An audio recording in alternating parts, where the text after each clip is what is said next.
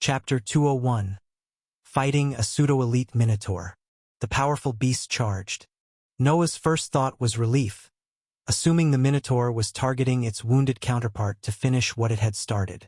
Territorial disputes between creatures of different ranks were common, and fleeing predators often led pursuers toward whatever had disturbed them. It's going after the injured one. But to his horror, the charging Minotaur completely ignored the wounded creature that represented unfinished business. Instead, its trajectory aimed directly toward Noah and Leo with unmistakable hostile intent. It's coming for us. Why is it targeting us instead of the prey that it had damaged? Leo responded to the immediate threat with courage that made Noah's chest swell with pride despite their circumstances. The young lion's body expanded through size manipulation, growing to his maximum combat form. King's Dominion. Leo released a thunderous roar that carried all the authority of his bloodline, the sound designed to establish dominance and intimidate opponents into submission. The magical effect struck the charging Minotaur like a powerful blow, causing the massive creature to stumble momentarily as debuffing effects took hold. It worked. Leo's intimidation affected even a pseudomaster opponent. For a brief moment, hope flared in Noah's chest. If Leo's abilities could influence a near master rank creature, they had a chance of fighting their way out of this encounter. But the hope died quickly as the Minotaur shook off the stunning effect and resumed its charge with fury. The brief hesitation had cost it perhaps 2 seconds, nowhere near enough time for escape. King's Dominion only slowed it down. It seems like I need to use them. The thundering footsteps of the approaching Minotaur grew louder, each impact sending tremors through the rocky ground that spoke to the creature's incredible mass and power. The thundering footsteps of the approaching Minotaur grew louder, each impact sending tremors through the rocky ground that spoke to the creature's incredible mass and power. Noah turned towards Leo with urgent determination.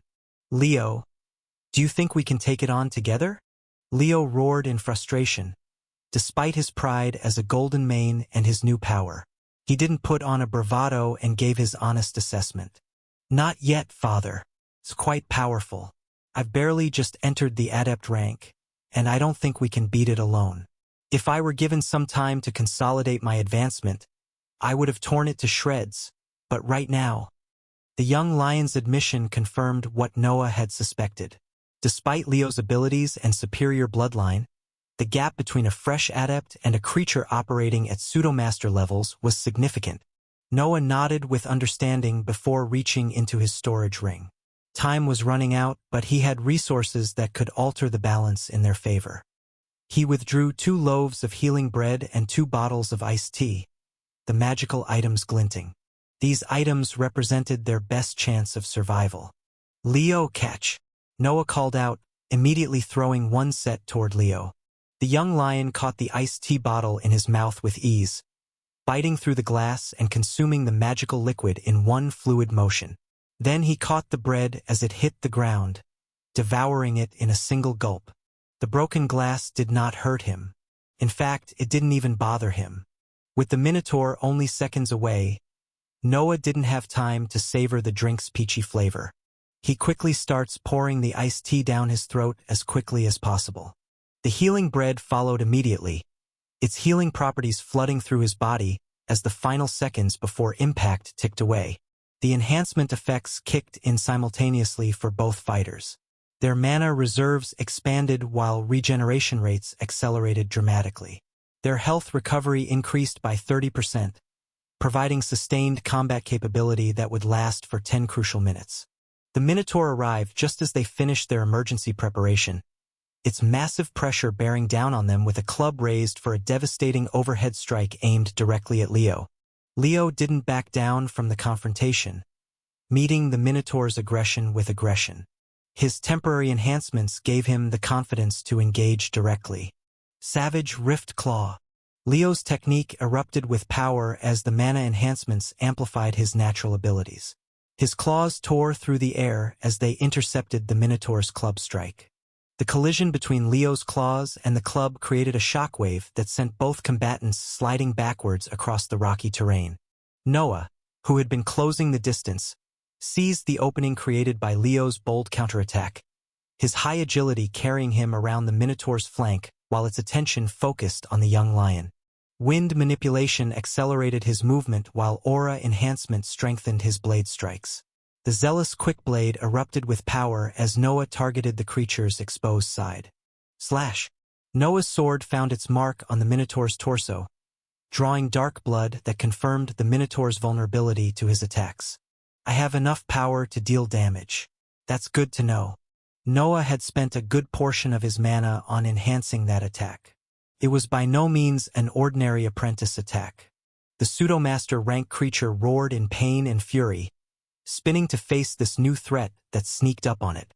Noah's eyes met the Minotaur's gaze, and he could see the fury and anger that was palpating from the Minotaur before him. Without waiting for the Minotaur's retaliatory attack, Noah created distance between them once more. Leo spotted the chance. The Minotaur had given him his back, and it was a terrible mistake that the Minotaur would soon regret. Leo went all out as he quickly closed the distance between them. He let out another thunderous roar, stunning the Minotaur at the perfect time. Leo wanted a perfect strike with the Minotaur vulnerable. He didn't want the Minotaur to defend it at the last second. King's Dominion. The battle became a complex dance of positioning and timing. Noah used his speed and intelligence to exploit openings while Leo's raw power and evolved techniques created those opportunities through direct confrontation. Chapter 202. Mutated Crimson Horn Bear. The Minotaur's club strikes carried enough force to shatter stone, but the coordination between Noah and Leo allowed them to avoid the most dangerous attacks while landing their own strikes consistently. Minutes passed in intense combat that pushed all three fighters to their limits. The mana and health enhancements prevented fatigue while accelerating recovery from minor injuries, allowing Noah and Leo to maintain peak performance throughout the extended engagement. Noah's wind manipulation created air currents that disrupted the Minotaur's balance at crucial moments. The strikes accumulated damage despite the creature's high defenses. Leo's combination of size manipulation and skills allowed him to nearly match the Minotaur's physical capabilities with the enhancements Noah provided. The turning point came when Noah managed to land a perfect strike against the Minotaur's weapon arm, his blade severing tendons that controlled the creature's grip strength. The massive club tumbled and fell to the floor from the Minotaur's weakened fingers, transforming the Minotaur from an armed opponent to a creature relying solely on natural weapons. Leo seized the advantage immediately, his savage rift claw technique finding the Minotaur's throat in a strike that would have been impossible while dodging the club's devastating reach. Energy scars spread across the creature's neck as Leo's skill dealt continuous damage that prevented natural healing and caused more damage. The Minotaur's struggles grew weaker as blood loss and accumulated injuries finally overwhelmed it. With a final, defiant bellow that echoed across the hunting grounds, the massive creature collapsed onto the rocky terrain. Thud! The powerful Minotaur had fallen, with both Noah and Leo standing above its corpse, with some heavy breaths. Noah sighed in relief. The fight had been anything but easy, pushing them over their limits. Thank God I've always kept some emergency supplies with me. This could have gone terribly wrong. That Minotaur was truly something else. The system notification appeared in Noah's vision. You have killed the Adept rank beast, mutated Crimson Horn Minotaur. Despite the classification showing Adept rank, Noah knew from the creature's power and the intensity of their battle that it wasn't just a standard Adept rank opponent. The system had probably classified it as Adept because it hadn't achieved true Master rank. Pseudo-Master was a combat assessment rather than an official rank classification after all. That was intense, Noah said, checking Leo for injuries. Noah noticed a few scratches and bruises on the young lion, but it was healing at a visible rate due to the bread's lasting effects. Noah concluded that they would both need an extra loaf to heal back to good condition. So he took 2 loaves out and ate alongside his companion. This time the duo didn't hasten. They wanted to relax and enjoy a small meal after such a tiresome battle. That was much more challenging than those bears. But we make a good team, Father. Noah laughed before ruffling Leo's golden mane. Damn right we do. After relaxing for about 5 minutes, Noah stood up and walked towards the Minotaur. He wanted to store the large beast in his storage ring. He wanted to ask Lola or anyone with knowledge about the issue. With a thought, the large Minotaur body was stored inside his storage ring. Noah glanced back toward where he had first spotted the injured Minotaur that had originally attracted their attention. But the creature was nowhere to be seen among the scattered boulders. That lucky Minotaur managed to escape during the chaos when this mutated one decided to switch targets and pick a fight with us instead. The wounded creature had used the mutant's distraction to flee deeper into the cave system, seeking safety while the more aggressive mutant engaged the intruders who had disturbed its territory. Well, I'd say our first adept rank hunting expedition was a complete success, Noah muttered. Leo nodded eagerly. Yes, father. That was an intense fight, but your food really helped. It was an amazing experience. I can't wait to do it again. Looking at Leo's tail that swayed eagerly, Noah's mouth couldn't help but twitch. They had almost died had they not used the items, yet Leo was saying he wanted to try it again. It was a good experience, though. The adrenaline, my heart beats. Noah and Leo returned to the city and entered the shop, their successful hunting expedition leaving both feeling accomplished and energized despite the challenging battle they just survived. It had been about 2 hours since Noah had left for their Minotaur encounter, giving the automakers sufficient time to replenish his inventory partially. His shelves weren't completely empty anymore. Several loaves of bread, bottles of iced tea, and other premium items had accumulated during their absence, creating modest stock levels that would satisfy a few customers but weren't anywhere near maximum capacity. Noah didn't bother opening the shop for immediate sales. The money gained from a few random transactions wouldn't significantly change any of his current plans, and it seemed more efficient to wait until Lola's night shift, when she could handle the customer service. There are no waste concerns either. By the time Lola's shift begins in a few hours, the stocks won't be at full capacity, so no production will be wasted. With that practical consideration settled, Noah decided to focus on addressing a growing imbalance in his attribute development that had started bothering him again. He had just fixed it a few days ago, but after reaching the apprentice rank, it had once again started. Body tempering. My vitality is lagging behind again. His current vitality of 30 points represented exactly half of his strength, intelligence, and agility scores. It wasn't catastrophically unbalanced, but the disparity created a vulnerability that could prove fatal against opponents who specialized in sustained damage. I need to bring vitality closer to my other attributes before the gap widens again. Based on his previous training experience, advancing skills from level 6 to level 10 would require approximately 4 hours per level under normal circumstances. However, using his healing bread strategically for recovery between intensive sessions could reduce that time frame to roughly 3 hours per advancement for the body tempering skill. Chapter 203 Body Tempering. Noah had already formulated an efficient training schedule that would maximize his development while utilizing both natural training and the idle room's effectiveness. 3 hours of personal training today should get me to level 7. He also planned to utilize the idle room's 4-hour daily limit tomorrow, which would translate to 8 hours of training normally. Combined with additional personal practice that would total 6 hours, the schedule would bring his body tempering to level 10 within 2 days. It was perfect timing. By the time he relocated, his attributes would be more balanced. Noah settled into the demanding body tempering training. Unlike his magical skills that required meditation and energy manipulation, body tempering demanded intense physical exertion designed to strengthen every aspect of his constitution. He had to overfill his body with mana, using it as a way to stress his body. Each component stressed different aspects of his physical development while the skill enhanced his body's overall sturdiness and durability. 3 hours later, sweat pouring down his face and his muscles screaming in protest, Noah finally allowed himself to rest as the familiar system notification appeared.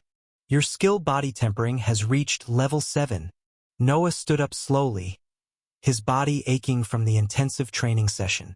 This was enough physical punishment for one day. Pushing further wouldn't be an efficient use of his time. Level 7. Good progress. Tomorrow's idle room session will push this to level 9. Then I can finish level 10 with another session like this. He was sweating profusely, his clothes soaked through from the demanding physical regimen. The items on his shelves had restocked once again during his training, but he still didn't bother opening the shop for business. Lola can handle the evening customers. I have other priorities right now. With his training complete and his immediate goals in ESTA accomplished, Noah decided to end his time in the magical world for now. He needed a shower to wash away the sweat and grime from both the Minotaur hunt and his intensive body tempering session. More importantly, he had promised himself to visit Ethan's school and test whether his magical healing bread could address his cousin's type 1 diabetes.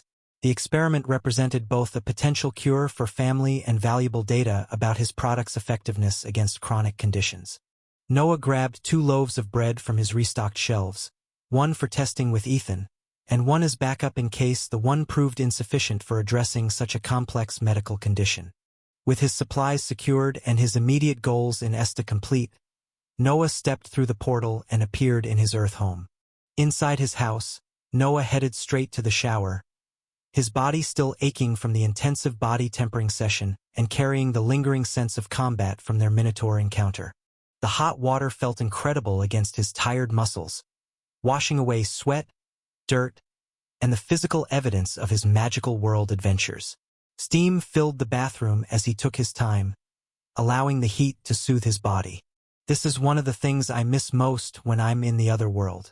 Modern plumbing and unlimited hot water. Dressed and dried up, Noah made his way downstairs to check on his father, following the enticing aromas that were already filling the house.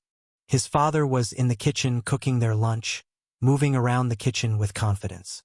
The kitchen wasn't just a place for his father. It was like his second body. Noah didn't reprimand him for the effort, despite his protective instincts wanting to insist that his father shouldn't be doing the cooking and should rest at his old age. But this was Alan's way of showing his love and contributing to their household, and Noah had learned to appreciate these gestures rather than worry about them. Cooking for family gives him happiness. Taking that away would be cruel, not protective. He didn't ask where his father had been during his absence either, recognizing that Alan deserved privacy and independence after months of medical supervision and constant monitoring. He's earned the right to have his own life again. Who knew? Maybe his father was exploring the possibility of bringing him a stepmother, bringing a special someone into their lives. The thought didn't disturb Noah as much as it might have years earlier. To be honest, I'd prefer that outcome. His father had genuinely struggled with the passing of Noah's mother, carrying grief and loneliness that had undoubtedly contributed to his declining health. The man needed to move forward, to experience life and relationships again, rather than remaining trapped in memories of loss. Mom would have wanted him to find happiness again. She wouldn't want him spending the rest of his life alone. The beef jerky's vitality enhancement had restored more than just physical health. It had given Alan back the energy and confidence to consider a future that extended beyond mere survival. That future might include romance, companionship, or simply expanded social connections that had been impossible during his illness. He deserves love. He deserves to live, not just exist. My father has worked really hard for our family. He has spent sweat, blood, and tears, working tirelessly to provide for our little family. He deserves to rest now and enjoy his life more. Smells incredible in here, Dad, Noah called out as he entered the kitchen, his voice carrying genuine appreciation for both the meal and the man preparing it. Alan turned with a smile that reached his eyes, the kind of expression that had never left his face, even during the darkest periods of his condition. Just some simple pasta with that sauce you like, he replied with obvious pleasure at having to cook again. Figured we should both eat a good meal. You were also busy with your work, so I prepared it. Noah settled at their small dining table, content to let his father fuss over dinner preparations while he planned his afternoon visit to Ethan's school. Chapter 204, A Face Slap. Noah decided to arrive at Ethan's school before dismissal time, wanting to surprise his cousin without any advance warning. The element of surprise would make the gesture more meaningful, and honestly, Noah was curious to see how his cousin was adjusting to his new confidence after their mall encounter. Let's see how the young master is doing at school. He made his way to the garage where his GTR waited, the sleek Japanese machine gleaming under the overhead lights. The Nissan GTR represented the perfect balance of performance and presence on the roads. A car that warranted respect without being ostentatious. Time to make an impression. The drive to Ethan's school took 20 minutes through moderate traffic, giving Noah time to consider his approach. He'd park somewhere visible, wait for dismissal, and see how the students reacted to his cousin being picked up in a demi-supercar. He wasn't doing it out of arrogance, certainly not. He just wanted to play around with Ethan, because he knew the young man would be flustered from the other kids' reaction. Secondly, he also wanted to help Ethan gain some fame points in school. Noah knew very well how important these things are. Ethan's high school appeared. It was an average school in the district. Nothing stood out at all. Just a decently large building and space for students to study. Noah pulled into the visitor parking area, standing directly in front of the main exit where students would flood out in 5 minutes. The GTR's distinctive silhouette immediately drew attention from passing people and early release students. He cut the engine and stepped out, the car's presence already creating ripples of interest among the small groups of teenagers waiting for their friends to finish. Whispered conversations and pointed stares followed his movement as he leaned casually against the driver's door. Who does that car belong to? Is that someone's dad? I've never seen it before, but that student sure is rich. The questions were written clearly on dozens of teenage faces as word began spreading through the school's social networks at digital speed. Within minutes, students were finding excuses to walk past the visitor parking area, phones discreetly capturing photos and videos of the mysterious GTR. The dismissal bell rang with perfect timing, releasing hundreds of students into the afternoon sun. The exodus began as a typical teenage flood, but quickly transformed into something more focused as students spotted the gleaming supercar waiting in their school's parking area. Here we go. Groups began clustering around the GTR at respectful distances, their conversations growing louder with excitement and speculation. Noah maintained his casual pose against the driver's door, scanning the crowd for Ethan's face. His eyebrows rose as a familiar group emerged from the main building. Amy walked at the center of her usual entourage, flanked by girlfriends whose hierarchy had probably changed since the mall incident. The group was heading directly toward the parking area where Noah waited, their path guaranteeing they would pass within perfect viewing distance of both him and his car. Amy's eyes were focused on her phone, probably texting someone, while Jason walked alongside his own group, separate from Amy's. It was clear that after the incident at the mall, their relationship had become strained. Then Ethan appeared, walking alongside another student. Noah could see that they were friends from the way they were talking to each other. Ethan's backpack hung casually over one shoulder, and his pace was normal. Time for the show. Noah straightened up from his casual lean and pulled out his phone, dialing Ethan's number while maintaining visual contact with his cousin. He watched as Ethan slowly retrieved his phone and answered.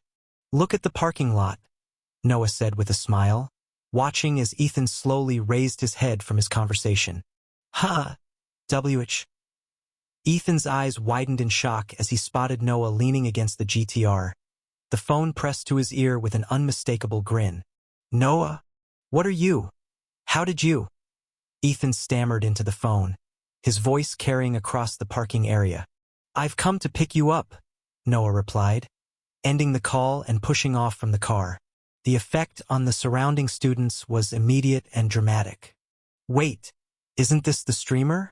I never knew he was rich," a girl whispered loudly enough for half the parking lot to hear. "The guy with the GTR knows Ethan?" Another student questioned with obvious disbelief. Amy's group had frozen in place, their chatter dying as they processed what they were witnessing. Amy's phone lowered slowly from her face, her expression changing from typical teenage disinterest to stunned recognition. "Isn't that Ethan's butler or something?" One of Amy's friends confirmed, her voice carrying uncertainty. Jason's group had stopped walking entirely, their attention focused on the unfolding scene with obvious envy. "GTR," Jason muttered.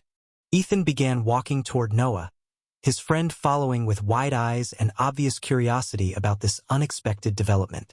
"Dude, who's this?" "My cousin," Ethan responded, his eyes fixed on Noah. "You didn't tell me your cousin was loaded." Ethan's friend whispered, loud enough for nearby students to overhear. Is that really a GTR? Those cost like 6 figures. Someone called out from the growing crowd. My dad says those are faster than most Porsches. Another student added with obvious reverence. Amy's expression had changed to something approaching sadness. After what had happened in the mall, Amy tried very hard for days to try and fix the tension in their friendship. She had succeeded in the end, but she still lost Jason's attention. Ethan reached Noah with a mixture of excitement and embarrassment, coloring his face. You could have warned me, Ethan said, though his grin betrayed his genuine pleasure at the surprise. Where's the fun in that? Noah replied, opening the passenger door. Your chariot awaits, young master. As Ethan settled into the GTR's leather interior, Noah caught Amy's eye across the parking lot. She regrets it a lot. Chapter 205, Back to the Basics. Inside the car, Ethan glared at his cousin with a mixture of embarrassment and exasperation. There was no need for that, he said, though his voice carried more amusement than genuine anger. Noah laughed softly. Come on. Admit it. You enjoyed watching their faces when you got in. Maybe a little, Ethan conceded, his glare softening into a grin. But you could have given me a heads up. Half the school probably thinks I'm some secret millionaire now. Is that such a bad thing? Noah asked, smoothly navigating through the school traffic while the GTR's engine purred with restrained power. I mean, you are going to be one soon from your streaming hustle. Noah teased. Ethan rolled his eyes but couldn't help but hope that his cousin's words would become true. As they drove toward Ethan's house, his cousin's curiosity about the earlier day's events finally overcame his embarrassment about the school spectacle. By the way, Ethan said, his tone shifting to genuine interest, my team has been going crazy trying to figure out how you got so good at the game so quickly. Noah raised an eyebrow while keeping his eyes on the road. Oh, we checked the replays frame by frame, looking for any signs of cheating or assistance software. Ethan continued with obvious fascination. Everything came back clean. You're completely legitimate, but your improvement rate is absolutely insane. Level 3 gaming skill in action. Can't exactly explain that. Just natural talent finally clicking, I guess. Noah replied with deliberate vagueness. Natural talent doesn't explain going from asking basic questions to outplaying professional players in a few days. Ethan pressed, his competitive gamer instincts demanding logical explanations for impossible progressions. Noah smiled mysteriously but didn't elaborate, leaving his cousin to speculate about training methods or hidden gaming backgrounds that didn't actually exist. Some secrets are better kept. They arrived at Ethan's house within 15 minutes, the familiar suburban neighborhood providing a stark contrast to the high-performance vehicle that had just delivered one of its residents home. Want to come in and have some food? Ethan offered as they pulled into the driveway. Mom's probably making dinner, and she'd love to see you again. Noah considered the invitation briefly before shaking his head. I appreciate it, but I have a few things to take care of this evening. He reached for a bag that was lying on the side, which contained the healing loaves he'd taken from his shop, the golden bread wrapped. Actually, I want you to try this bread, Noah said, extending the bag toward his cousin. Ethan raised an eyebrow with obvious confusion. Bread. Although it was just bread, even wrapped up, it looked incredibly appetizing. The aroma that escaped the cloth wrapping was unlike anything from a normal bakery. Try this bread out. I want you to let me know how it tastes, Noah explained, his tone carrying importance that made Ethan accept the package with growing curiosity. Ethan looked confused by the request but nodded slowly. Okay, sure. Is this from some special bakery or something? Something like that, Noah replied evasively. But listen, this is important. I need you to eat all of it. Don't save any for later. Don't share it with anyone else. The whole loaf, tonight, then take another one tomorrow. Ethan's confusion deepened at the specific instructions, but he recognized the seriousness in his cousin's voice. All of it? That's a pretty big loaf, Noah. You will finish the whole thing. Trust me on this, Noah insisted. His expression made Ethan nod without further questions. If the bread works on his diabetes even partially, it could change everything for him. If it doesn't, well, at least he'll have eaten some really good bread. All right? Ethan agreed, clutching the bag in his hands. After dropping his cousin off, Noah decided to stroll around the city for a while, seeking the simple pleasure of normalcy that his lifestyle rarely provided. Walking through the mall, he experienced the life of ordinary humans, his previous self. He wanted to simply wander, buy himself a cup of coffee, and experience how life would have been if he'd remained a normal person with a regular job. Noah ordered himself a coffee latte and walked through the mall, checking out new clothes, miscellaneous gadgets, and the kind of consumer goods that had once seemed impossibly expensive but now fit comfortably within his budget. The transformation from poverty to wealth still felt surreal during moments like these, when he could browse without calculating every purchase against his remaining funds. After the leisurely stroll, several items caught his attention. A few clothes that caught his eye, a few technological accessories that seemed interesting, and some impulse purchases that served no purpose beyond satisfying his curiosity. The freedom to buy things simply because he wanted them felt good. At the checkout counter, the total reflected his casual approach to spending. "That will be $2,559, sir," the cashier announced with courtesy. Noah nodded, taking out his credit card and placing it on the POS terminal without the slightest concern about whether the payment would be approved or not. Ding! The payment went through smoothly, generating a receipt for purchases that would have been impossible to buy before. He walked out of the store carrying several dozen bags of expensive clothing and items. As he walked through the mall's main corridor, Noah noticed several girls glancing in his direction. The attention wasn't entirely unwelcome, though it reminded him of complications he preferred to avoid. Surprisingly, one of them proved brave enough to approach directly rather than simply staring from a distance. "Hey, where did you get that from?" she asked with a bright smile. Noah returned the greeting politely before responding with genuine confusion. "Get what? That beautiful smile on your face?" she replied with a playful smirk that revealed her flirtation strategy. He raised an eyebrow at her boldness before laughing softly at the creativity of her approach. "Good one. I got it from my parents. Do you need something?" Chapter 206, Training. She nodded with determination that suggested she wasn't easily discouraged by the way he responded. "I need you in my life." She countered his passive stance with an offensive flirt. "She is quite the direct one." "Huh?" Noah laughed again before shaking his head gently. "You're too young."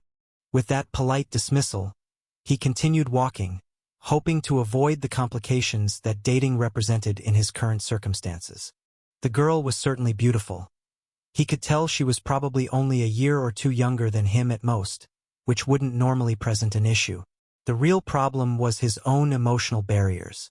Noah has been in a few relationships, and none of them have worked out with him. After those romantic failures, he'd developed some psychological walls between himself and potential partners, defenses that protected him from another failure. "I plan to work on that eventually. Staying with Lola has actually been helping with it." The girl followed Noah with the same playful smirk, clearly unwilling to accept his dismissal without further effort. "Wait, my name is Amelia. What's yours?" She raised her voice, the same beautiful smile on her face.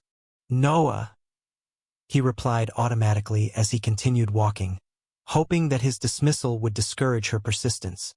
Hearing his name, she repeated it silently to herself as if testing how it sounded, before walking quickly to block his path again with determination. "I want your number." Her directness was genuinely refreshing in a world where most social interactions involved layers of pretense and indirect communication. Noah felt somewhat curious about someone confident enough to pursue what she wanted so openly. "She's got nerve. I'll give her that." "No, sorry," he said firmly but politely. But she didn't leave him alone, maintaining her cheerful persistence through his continued walking until he finally realized she wouldn't accept defeat easily. This girl is relentless. After several more attempts to politely discourage her, Noah finally agreed rather than continue the public negotiation that was drawing attention from other mall patrons. "Fine," he said, pulling out his phone and sharing his contact information with resignation mixed with amusement.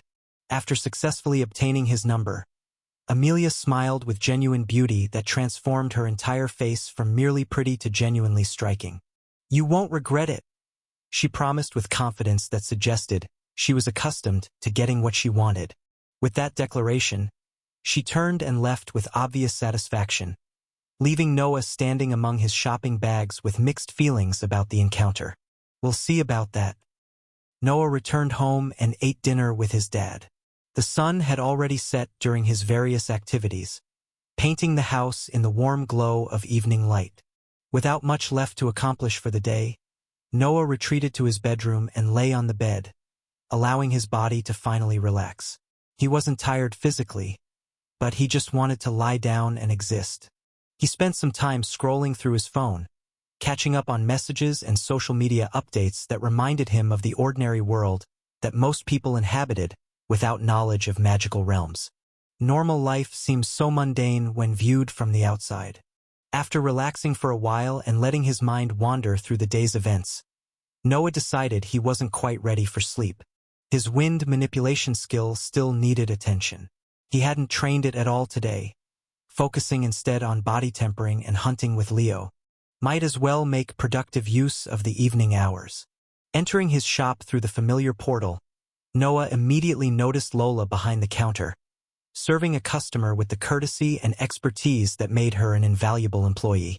Not wanting to startle another patron like he had during previous unexpected appearances, Noah made his presence known through a deliberate, soft cough that announced his arrival without causing alarm. The customer completed their transaction and departed with satisfaction, leaving Lola free to acknowledge Noah's unusual timing. After serving the customer, Lola raised an eyebrow with curious interest. "How come you are here? You don't usually appear during my shift time." Noah nodded in acknowledgement of the observation. He typically avoided the shop during Lola's working hours, preferring to let her manage things on her own while he attended to his own affairs in the real world. Things like shopping, spending time with his family, and paying bills. "Yeah, I was free tonight. I decided to work on my wind manipulation. I haven't trained it today with everything else going on." He explained with honest directness about his training priorities. "I'll be upstairs in the main area practicing. You can continue with your work down here. I can't train on this floor with the shop open for business." She's been doing excellent work independently. Lola nodded with understanding, her expression softening into a warm smile that carried genuine care for his development. "Enjoy your training time," she said with the supportive tone of someone who understood the importance of consistent skill advancement. Noah headed upstairs to the shop's expanded second floor, where the open area provided adequate space for magical practice without interfering with Lola's customer service responsibilities on the main level. Noah retrieved the Tier 5 wind orb from his storage. The wind orb felt comfortable in his hands as he settled into training position, ready to push his wind manipulation skill closer to the level 10 threshold that would balance his magical development. "I should be able to achieve level 9 soon. As long as I stay focused, my effort and the orb will help me." Below, he could hear the occasional chime of the shop door and Lola's professional interactions with late-evening customers who sought his products during the quieter hours when the shop offered more privacy for their purchases. For 2 hours, Noah remained on the second floor, honing his wind manipulation talent while drawing insights from the wind orb. It didn't disappoint. The essence within the first orb he had received from the prince was steadily depleting, but that was expected. Noah estimated it would run dry right around the time he reached level 10. He wasn't concerned.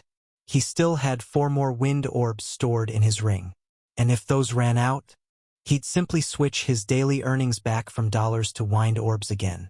Chapter 207, Level 9 Wind Manipulation Skill. Mutant Beasts. Your skill wind manipulation has reached level 9. Noah took a deep breath before standing up, his body feeling the satisfying fatigue that came from productive magical training. He had just finished about an hour and a half of intensive practice, his wind manipulation advancing significantly through his effort and the orb's concentrated essence. "One level closer to the apprentice rank balance I'm pursuing," He believed he could reach level 10 if he continued for another hour and a half, but decided to stop there for the evening.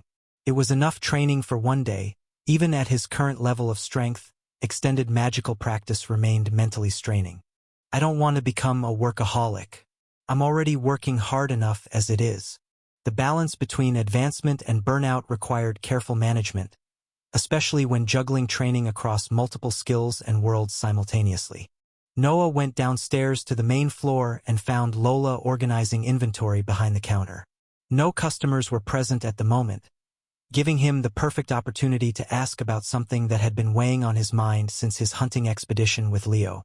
"Hey, you've finished already?" Lola asked, noting his earlier-than-expected return from training. Noah nodded with satisfaction at his progress. "Yeah, I've trained enough for tonight. By the way, I was meaning to ask you something.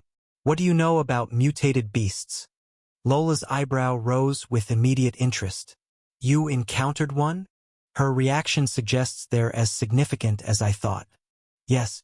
I was hunting with Leo when we encountered a mutated minotaur at the adept rank," Noah explained, remembering the intensity of their desperate battle. "Without using my enhancement items, we would have been in serious trouble." Lola nodded with a surprised expression that carried newfound respect for their survival against such an opponent. The mutated minotaur you encountered is what I call one in a million," she said with obvious gravity. "So the adept rank minotaur you fought had probably touched upon master rank power, essentially a pseudo-master."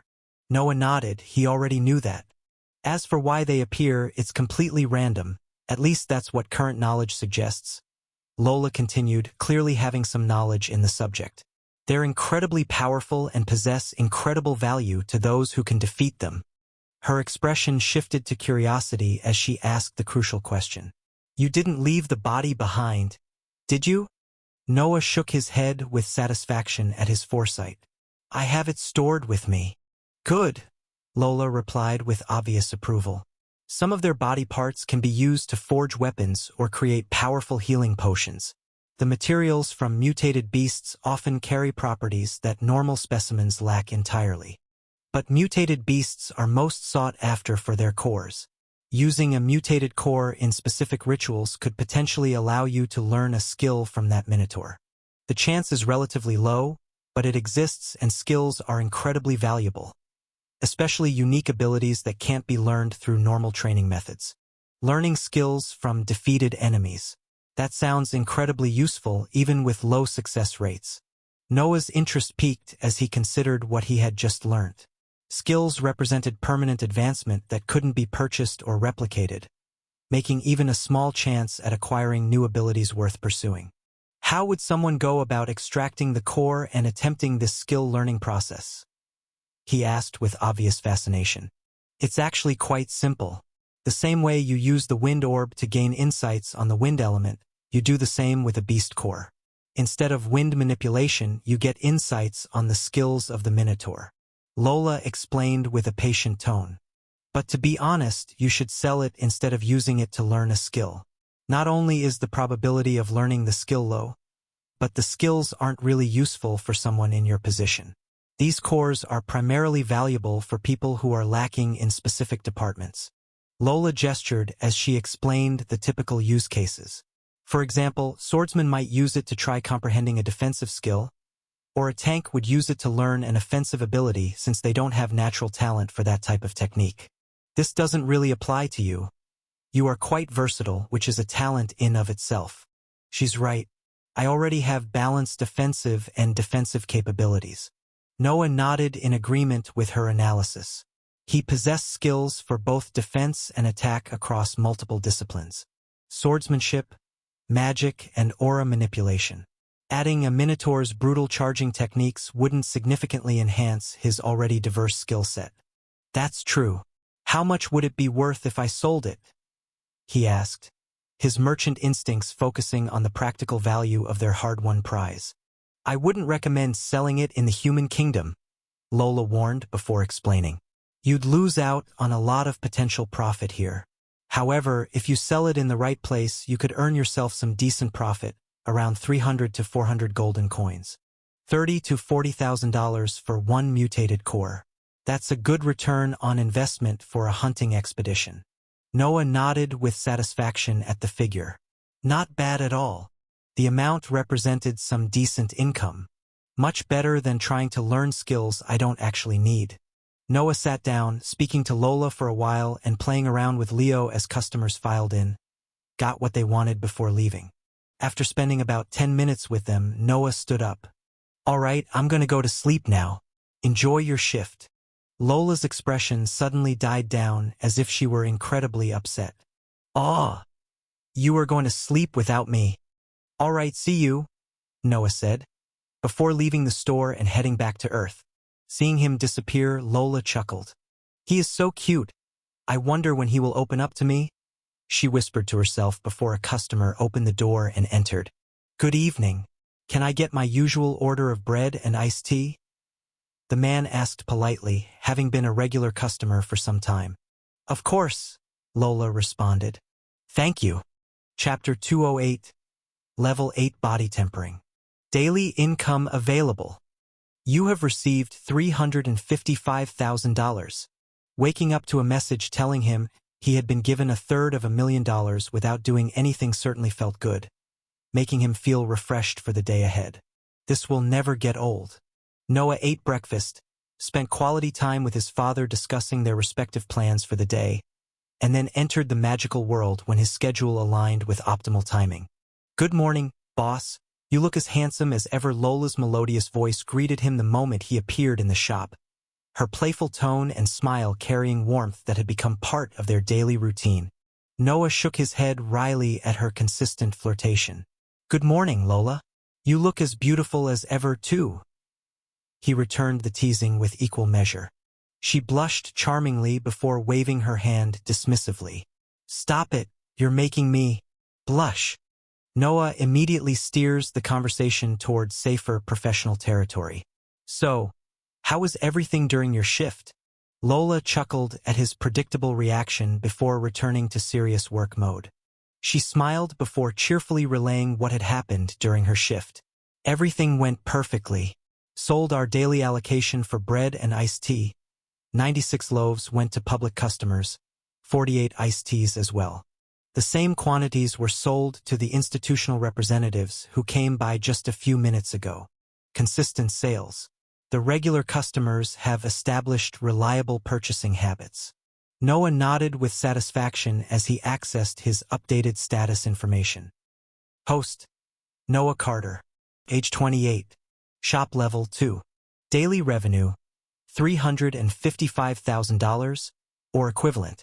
Current assets: $1,303,640.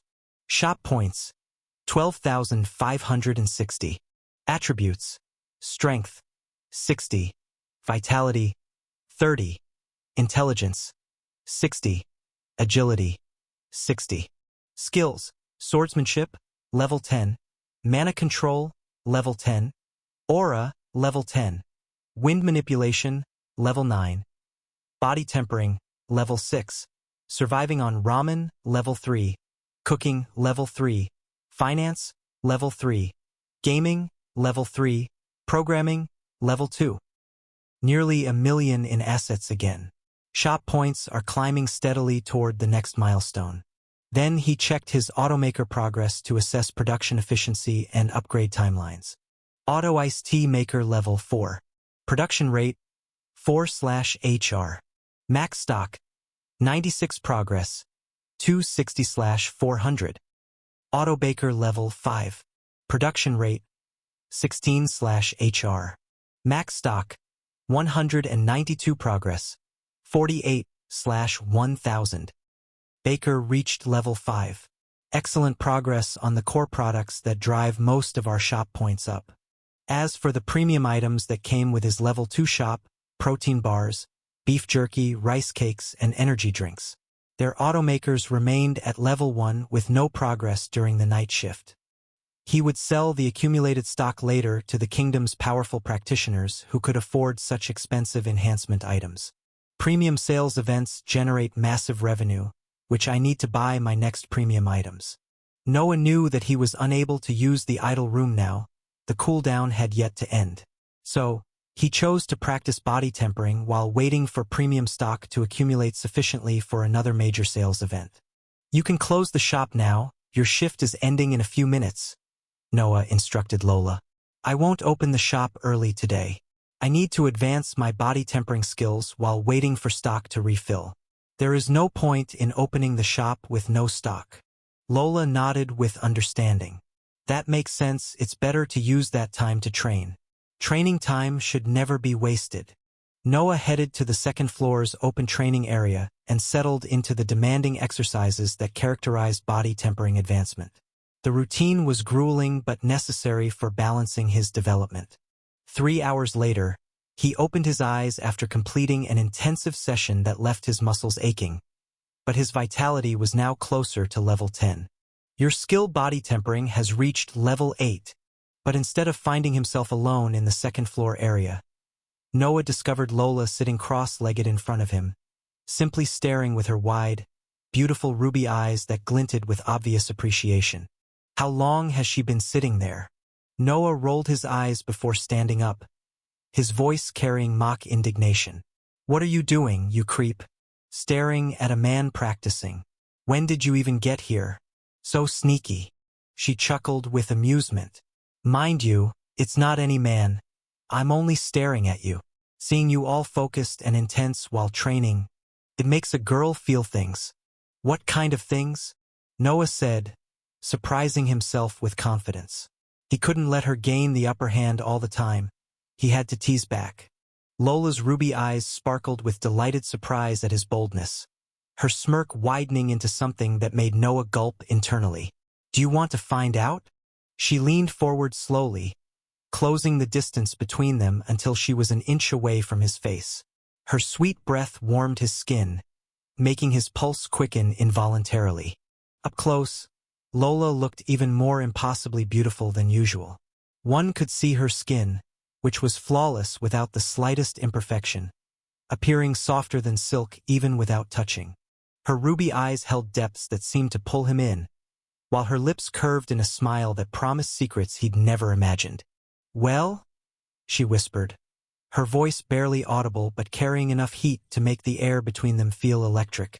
"Are you going to answer? Or are you going to keep staring at my lips?" Was I staring at her lips? Damn it, I was. Noah found his voice, though it came out slightly rougher than intended. "Maybe I'm trying to figure out if you're all talk or if there's substance behind all that teasing." Lola's laugh was soft and genuinely amused. "Oh, there's definitely substance. The question is whether you can handle it." Her hand moved to rest lightly on his chest, her fingers tracing small patterns that made his heart rate spike noticeably. The touch was innocent enough, but the intent behind it was anything but. "You know," she continued, as if they weren't in an incredibly intimate position, "for someone who claims to be unaffected by my charms, your heartbeat tells a very different story." Chapter 209. Not ready. "Maybe you should check yours before mine. I could practically hear it from here." Noah smirked. The challenge in his voice made Lola's eyes widen fractionally before narrowing with interest. "Is that so?" "That's so." They stayed frozen like that for several heartbeats, neither willing to retreat first, the tension between them thick enough to cut with a blade. Lola's ruby eyes searched his face with an intensity that suggested she was reevaluating everything she thought she knew about him. Noah did not back down from the stare down. He watched her sigh before giving up. Lola pulled back slightly, though her hand remained on his chest. "Well played, Noah." Noah smiled as he watched her retreat, feeling a surge of satisfaction at holding his ground. Despite the small victory, he knew that she could have certainly maintained the stare down if she'd wanted to. As for the reason she pulled away, he wasn't entirely sure. Lola stared at him with her ruby eyes, her expression carrying something softer than her usual playful mischief. "He's not ready yet. I don't want to rush him into anything. He can take the win. It will help boost his confidence," she thought, warmth spreading through her chest as she watched his pleased expression. She truly believed in Noah's potential. The transformation she had witnessed in him over the past days she had known him for was remarkable. Whether it was his personality, the way he treats those around him, or the way he spoke with her. Each interaction revealed new layers of capability and confidence. He's always getting better at everything he does. For the first time in her long life, Lola found herself experiencing something she'd never expected. She was falling in love. Not the superficial attraction of interest, but genuine emotional connection that transcended physical desire. Maybe that kiss was fate, even if it was born from necessity, she thought, her mind drifting to the moment Noah had fed her healing bread mouth to mouth when she'd been dying in his shop. Unlike Noah, she understood exactly how significant that first kiss was for succubi. It wasn't just physical contact. It was the beginning of a bond that her species rarely experienced with someone from another race. He probably thinks it was just emergency medical care. If only he knew. Noah stood up from his meditation spot, brushing off his clothes with a casual gesture. I'm going to open the shop now. The customers should be arriving soon. Lola nodded with understanding, though her eyes lingered on him with barely concealed affection. I'll stay in my room. I need to meditate and consolidate my new rank. Let me know if you need me. She winked with a faint smile that carried layers of meaning he was still learning to interpret. Noah shook his head with fond exasperation before heading downstairs to prepare for the evening's business. She's impossible, but I'm starting to like that about her. An hour had passed since he opened the shop, and once again he had sold his premium items to Esta's elite practitioners. This time he had sold a total of 10 of each enhancement item, deliberately keeping one of every type for himself. Just in case I need them for emergencies. As the shopkeeper, how can I not have any of my own items with me? After fighting that mutated minotaur, Noah had realized that the temporary increase in strength could genuinely save his life and those with him in critical situations. Even if the permanent enhancement didn't work for him anymore, the temporary boosts remained incredibly valuable for survival. Those extra attribute points could mean the difference between survival and death in a real fight. Princess Alara and Valeria were notably absent today, which surprised him since they usually arrived promptly for premium sales events. He assumed they were probably dealing with pressing kingdom business or guild responsibilities that prevented their usual shopping routine. Hopefully, everything is all right on their end. Alyssa and Kip had arrived during his sales period, and unlike his other customers, they hadn't left. The cat siblings lingered near the counter with expressions that made Noah's heart ache slightly. They looked genuinely sad. Their ears are drooping. They had obviously heard about his impending departure from either Alara or Valeria, and the news had affected them more deeply than Noah had anticipated. After talking with them for several minutes, he managed to help them feel somewhat better about the temporary separation. Noah had convinced them that he would return soon, just like he did this time. He had also explained patiently that he wasn't sure exactly when that will be. The uncertainty in his presence was hard for them. They've become somewhat attached. Get stronger while I'm gone, he had told them with encouraging firmness. When I come back, I want to see your progress. Maybe then I can take you with me on adventures. The siblings had nodded eagerly at this prospect, their ears perking up with renewed hope and determination. Giving them the goal had helped more than Noah thought. It gave them something to work toward rather than just waiting. Alyssa had tried to negotiate staying with him to work at the shop, offering her services with the earnest look of someone who didn't want to be separated from a valued person. But Noah had shaken his head with gentle finality. There's only room for one assistant available, and I can't just dismiss Lola, he explained with honest regret. It wouldn't be fair to her. It's fate that brought Lola to me when she was dying. I can't abandon that relationship for convenience. Besides, I can tell she wants to repay me for everything. She should focus on herself more. After the emotional farewells and promises of eventual reunion, Noah checked his updated status with satisfaction about his financial progress. Host: Noah Carter. Age 28. Shop level 2. Daily revenue: $355,000 or equivalent. Current assets: $1,903,640. Shop points: 12,960. Attributes: Strength 60, Vitality 30, Intelligence, 60. Agility, 60. Skills, Swordsmanship, level 10. Mana Control, level 10. Aura, level 10. Wind Manipulation, level 9. Body Tempering, level 8. Surviving on Ramen, level 3. Cooking, level 3. Finance, level 3. Gaming, level 3. Programming, level 2. Chapter 210. Purchasing Instant Coffee. Over $1.5 million in assets. The premium sales continue to generate incredible revenue. His shop points had climbed past the 12,900 mark, increasing beyond the mere shop upgrade feature. Progress on all fronts: financial, skill development, and business expansion. His premium automakers remain stubbornly at level 1, none having accumulated enough sales to reach level 2, despite the consistent demand from Esta's most powerful practitioners recently. That's fine. If the sales stay at 10 plus a day, I would be able to reach it in 7 days. There was one crucial task remaining that would address the glaring imbalance in his attribute development. His vitality of 30 points represented exactly half of his other primary attributes, creating a vulnerability that could prove fatal against powerful opponents. Time to finally put an end to that weakness using the idle room. Noah headed upstairs to the second floor, where the idle room waited with its expensive but incredibly efficient training model. With over $1.5 million in assets, he could afford to invest heavily in rapid skill advancement that would bring his body tempering to level 10. 2 levels from 8 to 10. That's going to be expensive but necessary.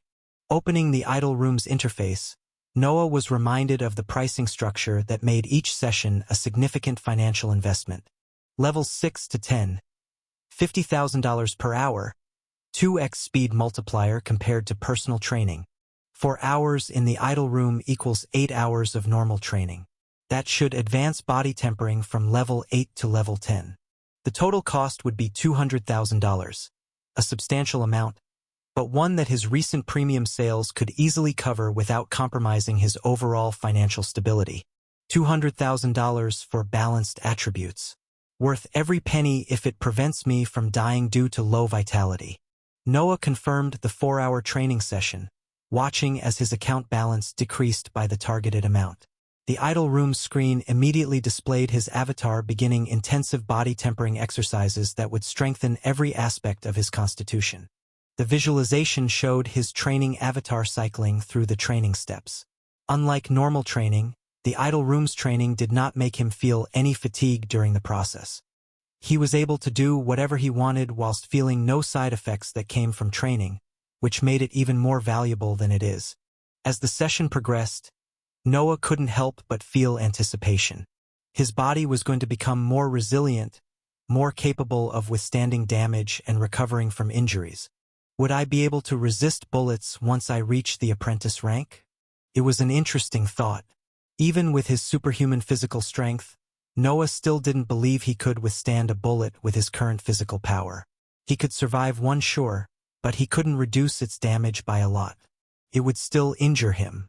The 4-hour session would transform his physical capabilities while he remained conscious and aware, doing as he pleased.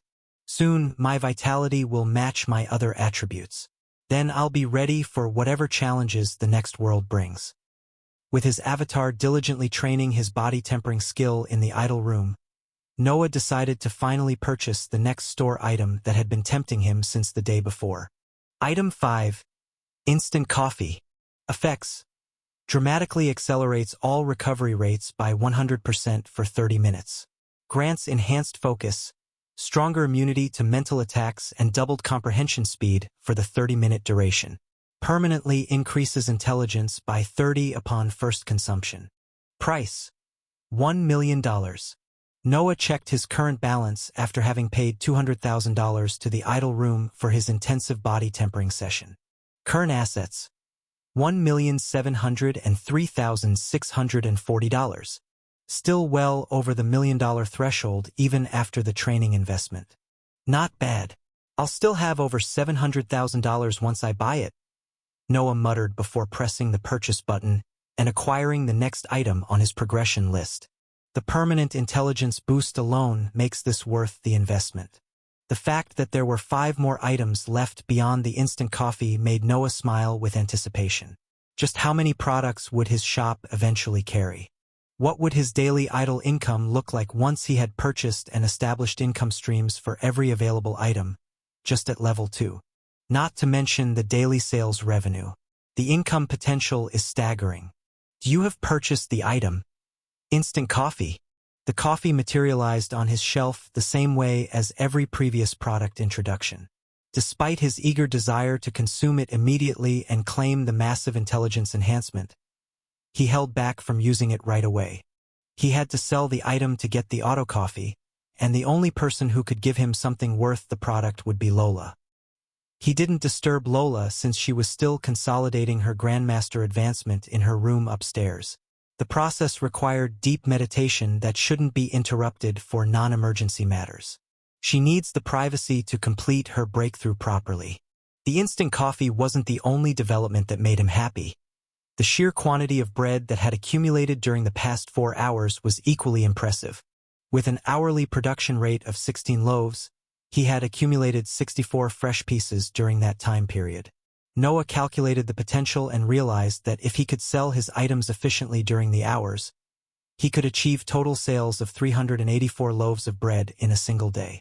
That wouldn't just generate 3,840 shop points, but also provide 1,920 golden coins, equivalent to $192,000 in a single day from loaves alone. And once I moved to a different place, I could sell it for even more. The prospect made Noah grin with satisfaction. He hadn't sold a single regular loaf yet today, focusing entirely on the premium enhancement items that granted much higher prices. He was deploying a smart timing strategy. He would let the inventory build up, then execute one massive sales event once his bread stock maxes out. He had already spread word about his shop opening approximately 8 hours from now, timing the announcement to maximize customer turnout. Chapter 211, Perfect Apprentice, 5 Skills at Level 10. This approach would allow him to sell everything at once instead of being stuck behind the counter for extended periods throughout the day. Efficiency over constant availability. Use time more productively rather than playing shopkeeper all day, talking to the same people. This way, he could use his time for training, hunting, and personal development while still maximizing revenue through concentrated sales periods. The kingdom's stronger practitioners had already heard about his impending departure, creating urgency that guaranteed high demand for his products. Everyone wants to stock up before I leave. Perfect market conditions. Naturally, with his dramatically increased production rates, supply shortages were no longer a concern. Everything was progressing smoothly according to his expanded business model. After purchasing the instant coffee and securing it on his shelf for future use, Noah decided it was time for their daily adventure. He called Leo, who bounded over with the enthusiasm of a predator eager for action. Time for some combat training. Noah fed Leo a loaf of bread and a bottle of iced tea before departing, ensuring his companion would operate at peak performance during their hunting expedition.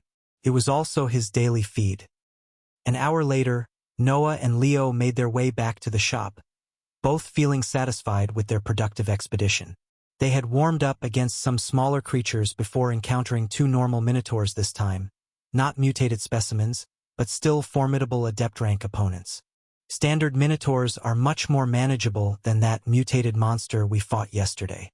They had engaged both creatures in coordinated combat, honing their teamwork while testing their individual capabilities against known opponents. The battles served as excellent skill practice without the life-threatening aspect of their previous encounter. "Thank you, Father. It was fun hunting with you," Leo said with genuine affection, his voice carrying a grateful tone. Noah ruffled his companion's golden fur as they made their way back toward the shop. "Same here, buddy. We're getting better at working together. Our coordination is improving. It's cool." After returning to the shop, Noah made his way to his estate. He wanted to practice his swordsmanship productively using the Tier 4 manual that contained techniques beyond normal human martial arts. Advanced techniques require space and concentration. Can't practice these indoors. As he worked through the complex forms detailed in the manual, Leo simply sat nearby and watched with obvious admiration for his father's dedication to improvement. Another hour passed as Noah lost himself in the flowing movements that combined physical power with magical energy manipulation. The advanced techniques demanded integration of his swordsmanship, aura control skills simultaneously. This was no longer just about swordsmanship. It was about controlling his mana to become a better swordsman. To do things that the normal human body cannot do without help from mana. This is what true martial artistry looks like. Not just sword technique, but complete magical integration. Noah wiped sweat from his face as he concluded the training session, feeling the satisfying burn of muscles pushed to their limits through demanding practice. Your skill body tempering has reached level 9. The idle room avatar is making excellent progress. One more level to go. Despite an hour of intensive swordsmanship training with the advanced manual, Noah didn't feel like he had gained significant advancement in that particular skill. The techniques were clearly much more challenging at higher levels, requiring extended practice to achieve meaningful progress. Adept-level techniques demand patience. Can't rush this kind of development. Noah decided to stop training swordsmanship for now and focus on his wind manipulation skill, which was tantalizingly close to reaching level 10. He retrieved his wind orb and settled into a meditation position. One more skill to balance before we relocate tomorrow. 2 hours later, Noah's eyes opened as he felt dual notifications appearing in his consciousness. He stared at the wind orb, which no longer contained the concentrated essence that had powered his training. The Tier 5 magical orb had given everything it had to offer. It served its purpose perfectly. Time to retire this one. Your skill body tempering has reached level 10. Your skill wind manipulation has reached level 10. Noah stood up with power coursing through his body. The dual advancement represented the completion of his apprentice rank foundation across all primary skills.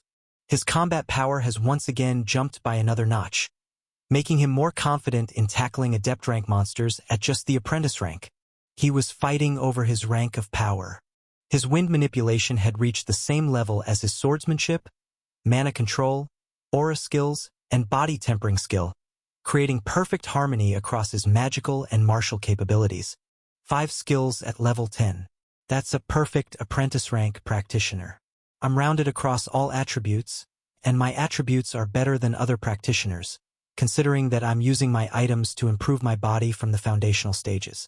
The body tempering advancement would boost his vitality to 60 points, finally eliminating the vulnerability that had concerned him during recent combat encounters.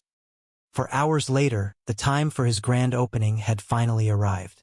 Noah peered through the shop window and felt his eyebrows rise at the sight before him. An immense crowd had gathered outside his shop, their numbers far exceeding his expectations. He counted carefully and estimated around 100 or so people, though there could easily be more scattered throughout the nearby streets. The assembled crowd represented a cross-section of Esta's population, adventurers in worn leather armor, mages in flowing robes, common citizens clutching coin purses, and even several figures whose expensive clothing marked them as minor nobility. Noah officially opened the store doors, but despite their obvious eagerness, nobody immediately flooded inside. The crowd maintained respectful order, understanding that they couldn't afford to upset the Viscount, who controlled their access to these miraculous products. In this place, his word was absolute law. Those who violated his rules could only curse themselves for years to come, knowing they'd lost access to items that could transform their lives. Chapter 212, Major Sales.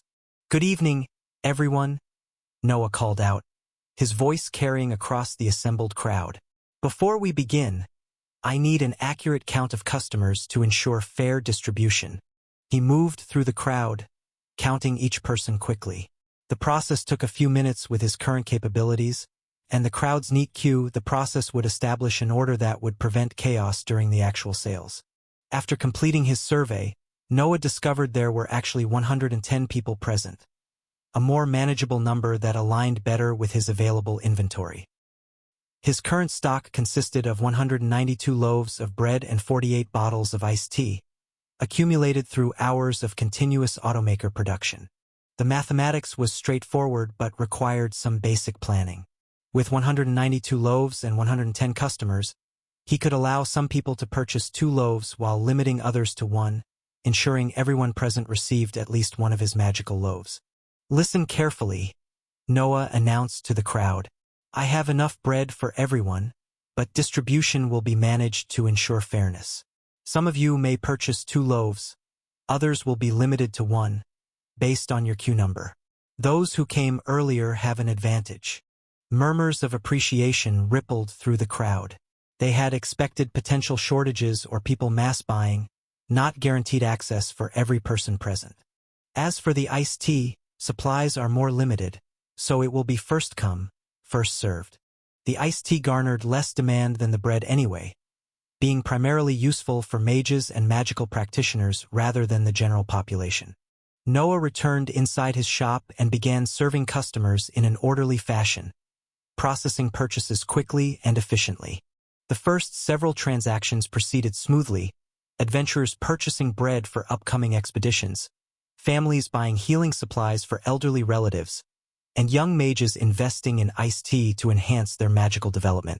But the harmony was disrupted when a figure attempted to push through the established queue with obvious disregard for the waiting customers. A man in expensive clothing bearing the insignia of baronial rank shouldered past several common citizens. A smirk played on his face as he skipped through the queue with entitlement that came from his minor nobility status. Many in the crowd noticed the disruption but remained silent, afraid to challenge someone of noble rank despite their obvious displeasure at his behavior. Noah spotted the commotion immediately and felt his expression harden with disapproval. He served the customer on hand, before walking directly toward the Baron with an expression that made the entire crowd fall silent. "What do you think you're doing?" Noah asked with a frown that carried unmistakable harshness. The Baron's confident demeanor crumbled instantly as he found himself face to face with someone whose status transcended simple noble rankings. I was just... My position requires..." The Baron stammered, his voice losing strength with each word. He had planned to push through the queue and hide before the Viscount saw him, but it seemed like he had failed miserably. Noah wasn't just the shopkeeper or a random Viscount. His status was arguably greater than most dukes, especially considering the widespread rumors about his relationships with Princess Alara, Valeria, the guild leader, and other powerful figures throughout the kingdom. "Position requires what? Disrespecting my customers? Ignoring the order I established?" Noah's voice remained calm but carried steel that made the Baron's face pale visibly. "And no, my lord, I didn't mean to. You're banned from purchasing anything today," Noah announced with a tone that gave no room for argument. "Leave," Noah gestured with his hand. The Baron's mouth opened as if to protest, then closed as he recognized the futility of challenging someone whose influence could destroy his family's standing with a few words to the right people. The man didn't dare argue further. He departed quickly, thanking God that his punishment had ended with merely being denied shopping privileges rather than facing more serious consequences. The crowd erupted in cheers and applause as the Baron's retreating figure disappeared around a corner. "Fair treatment for everyone," someone called out with obvious approval. "The rumors were true. The Viscount really is just and kind," added another voice from the crowd.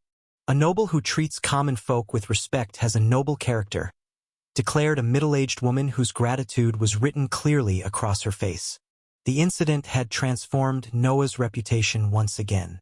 In the people's eyes, Noah had proven himself willing to stand up for ordinary citizens against noble privilege.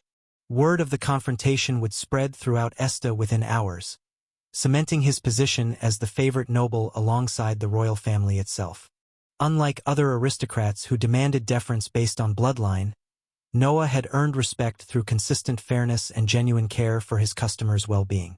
"Now then," Noah announced with a smile that restored the cheerful atmosphere, "let's continue with our business. Everyone will be served fairly and in order. I don't want this to happen again. If anyone pushes in the lines, they will not be served and will be banned from the shop for a day. Repeated offenses will result in a long-term or permanent ban." The sales resumed with enthusiasm, customers treating their purchases not just as commercial transactions, but as interactions with someone who had proven himself worthy of their loyalty and respect. The incident with the Baron became an impromptu demonstration of the values that guided Noah's business. Fairness, respect for all customers regardless of social status, and unwillingness to tolerate behavior that undermined the community he was building around his shop. As the evening progressed and his inventory gradually diminished through countless satisfied customers, Noah reflected on how far his influence had grown beyond simple commerce. He wasn't just selling magical items anymore. He was shaping the social dynamics of an entire kingdom through the principles he chose to uphold. The crowd's reaction proved that people were hungry for leadership that prioritized justice over privilege, fairness over favoritism. By maintaining those standards consistently, Noah had built genuine respect from those whose lives his products touched. Chapter 213, Naughty. After his sales ended, Noah felt genuinely satisfied with his new strategy. He had managed to sell everything while keeping every customer happy, except for a few who had needed iced tea but arrived too late to secure any. Those disappointed customers promised to return tomorrow for another chance.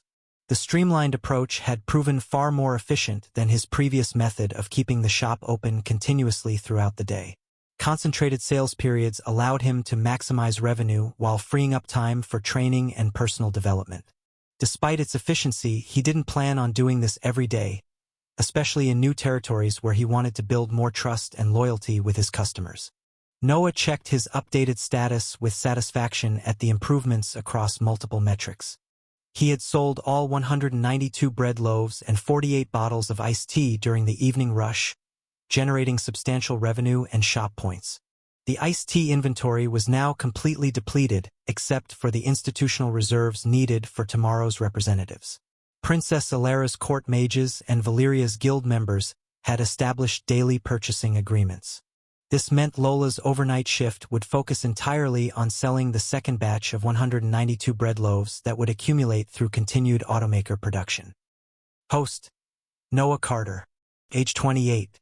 Shop Level 2. Daily revenue: $355,000, or equivalent. Current assets: $1,823,640. Shop points: 14,960. Attributes: Strength, 60. Vitality, 60.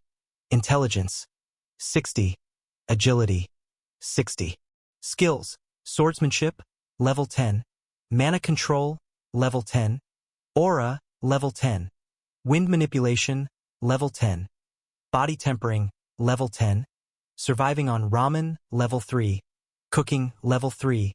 Finance, Level 3. Gaming, Level 3. Programming, Level 2. Noah smiled with deep satisfaction. Auto Iced Tea Maker, Level 4/4/H are max stock 96308/400 EXP1. Examining his iced tea automaker progress, Noah noted it wasn't far from reaching Level 5. The advancement would require today's night shift sales plus another full day of transactions, meaning the upgrade wouldn't occur while they remained in the human kingdom. The timing meant the level up would happen after they relocated to their next destination, wherever the system chose to transport them. Noah didn't worry about the delayed progression. His items were guaranteed to sell regardless of location, the quality was exceptional, and the quantity was adequate to meet most market demands. Even if circumstances placed them in the most challenging environment imaginable, he could always reduce prices drastically to focus purely on advancing his automakers and accumulating shop points. As long as there were people in the location, everything was good. Money had transitioned from being a desperate need to merely a pleasant want. With nearly $2 million in assets and daily income exceeding most people's annual salaries, finance was no longer a concern. His balanced attributes and mastered skills represented weeks of dedicated effort that had transformed him into someone capable of influencing entire kingdoms through the items of his shop. Tomorrow would bring their departure from Esta and entry into whatever world the system selected next. But tonight, Noah could rest with the satisfaction of having achieved every goal he'd set for their time in the human kingdom. After the sales finished, Noah found himself in an unusual state of contentment mixed with restlessness. He had reached all his goals for the day, his attributes were perfectly balanced, and his skills had advanced significantly. Yet he wasn't feeling motivated to practice more. He had already trained extensively throughout the day.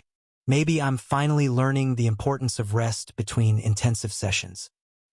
His contemplative thoughts were interrupted by the melodious voice of Lola as she descended the stairs, her ruby eyes sparkling with curiosity about his pensive expression. "What are you thinking about, handsome man, she asked with her playful smile that somehow managed to brighten his mood. Turning to face her, Noah felt his earlier conflicted feelings settle into something approaching anticipation. "I was thinking about my new item." New item? Lola's eyebrows rose with immediate interest, her attention focusing entirely on him. "Already? You just introduced rice cakes recently." Noah nodded, a smile on his face as he was about to reveal an impressive surprise. "I got another one today. Want to see what it is?" Lola didn't wait for his formal invitation. She was already moving toward the shelves with her curiosity thoroughly piqued. Her eyes scanned the familiar products before landing on the newcomer, and Noah watched with amusement as her expression shifted from interest to shock. She read the description once, blinked, then read it again more carefully to ensure she hadn't misunderstood the incredible effects listed. "This," she breathed, her voice carrying genuine awe. "Doubled comprehension speed, massive intelligence enhancement, improved immunity to mental attacks. This is undoubtedly the most powerful item available on your shelves. Indeed, this coffee is in a completely different league. This is absolutely insane," she continued, turning toward him with expressions that cycled between amazement and desire. "How many do you have of this? Is it like the rest? You'll have 12 daily?" Noah smiled before nodding in confirmation. "Yes. They will be produced at the same rate as other premium items." "This?" Lola's hands actually trembled slightly as she asked, "Do I have the same privilege as always? Buying it first?" Her voice carried expectation mixed with vulnerability from asking for something she desperately wanted but wasn't certain she deserved. "She really wants this." Noah adopted a thoughtful expression, tapping his chin as if seriously considering alternative options. That's a good question. I was thinking of selling it to the king first. With everything going on in the kingdom, he could use the extra boost to improve further." Lola's eyes widened with horror before she walked toward him with the most pitiful expression he'd ever seen grace her beautiful features. Whilst she could wait for the next one to appear, she wanted the first one. Just like how a kid always wanted the new console when it dropped, she had the same feeling. Consolidating her realm was proving difficult, and the faster someone consolidated their strength in a new realm, the better their foundation was. "Please," she said, pleading with an earnest but teasing expression. "I need this one. You know how I'm trying to consolidate my Grandmaster rank, and this would help me immensely." The mighty succubus is practically begging. This is adorable. Noah felt highly amused watching her, but maintained his serious expression while internally enjoying every moment of her performance. "Well," he said slowly, drawing out the suspense deliberately, "I suppose I could make an exception for you." Hope flared in her ruby eyes like flames catching dry kindling. "But," Noah continued with a smirk that revealed his true intentions, "there are conditions." "Anything," Lola replied immediately, her desperation overriding her usual caution about making open-ended promises. In her mind, Noah wouldn't ask for anything too excessive. He never did. He wasn't brave enough to do it. He was always shy around her, except a few times when she pushed him towards it. Hook, line, and sinker. "Sure, as long as you say, 'I'm a naughty succubus.' Then you can buy it," Noah declared with obvious amusement at his own creativity. Lola blinked several times, her long eyelashes fluttering, her expression blank as her mind processed the totally unexpected requirement. First parameter, level. Second parameter, production rate. Third parameter, stock. Fourth parameter, progress. Each sale gives 1 EXP. Chapter 214, Naughty Succubus. New daily income. "That's it?" she asked with obvious confusion about such a simple condition. "Oh, and by the way," Noah added with growing mischief, None of those games of playing with words, like saying Noah instead of I, because I used the letter I in the sentence. I want to hear you specifically say those exact words. Can't let her wiggle out through clever interpretation. I know how her mind works. Lola's mouth fell open as she realized he'd anticipated and preemptively blocked her most obvious escape route. Her usual arsenal of verbal trickery had been neutralized before she could even deploy it. You! She sputtered, pointing an accusatory finger at him.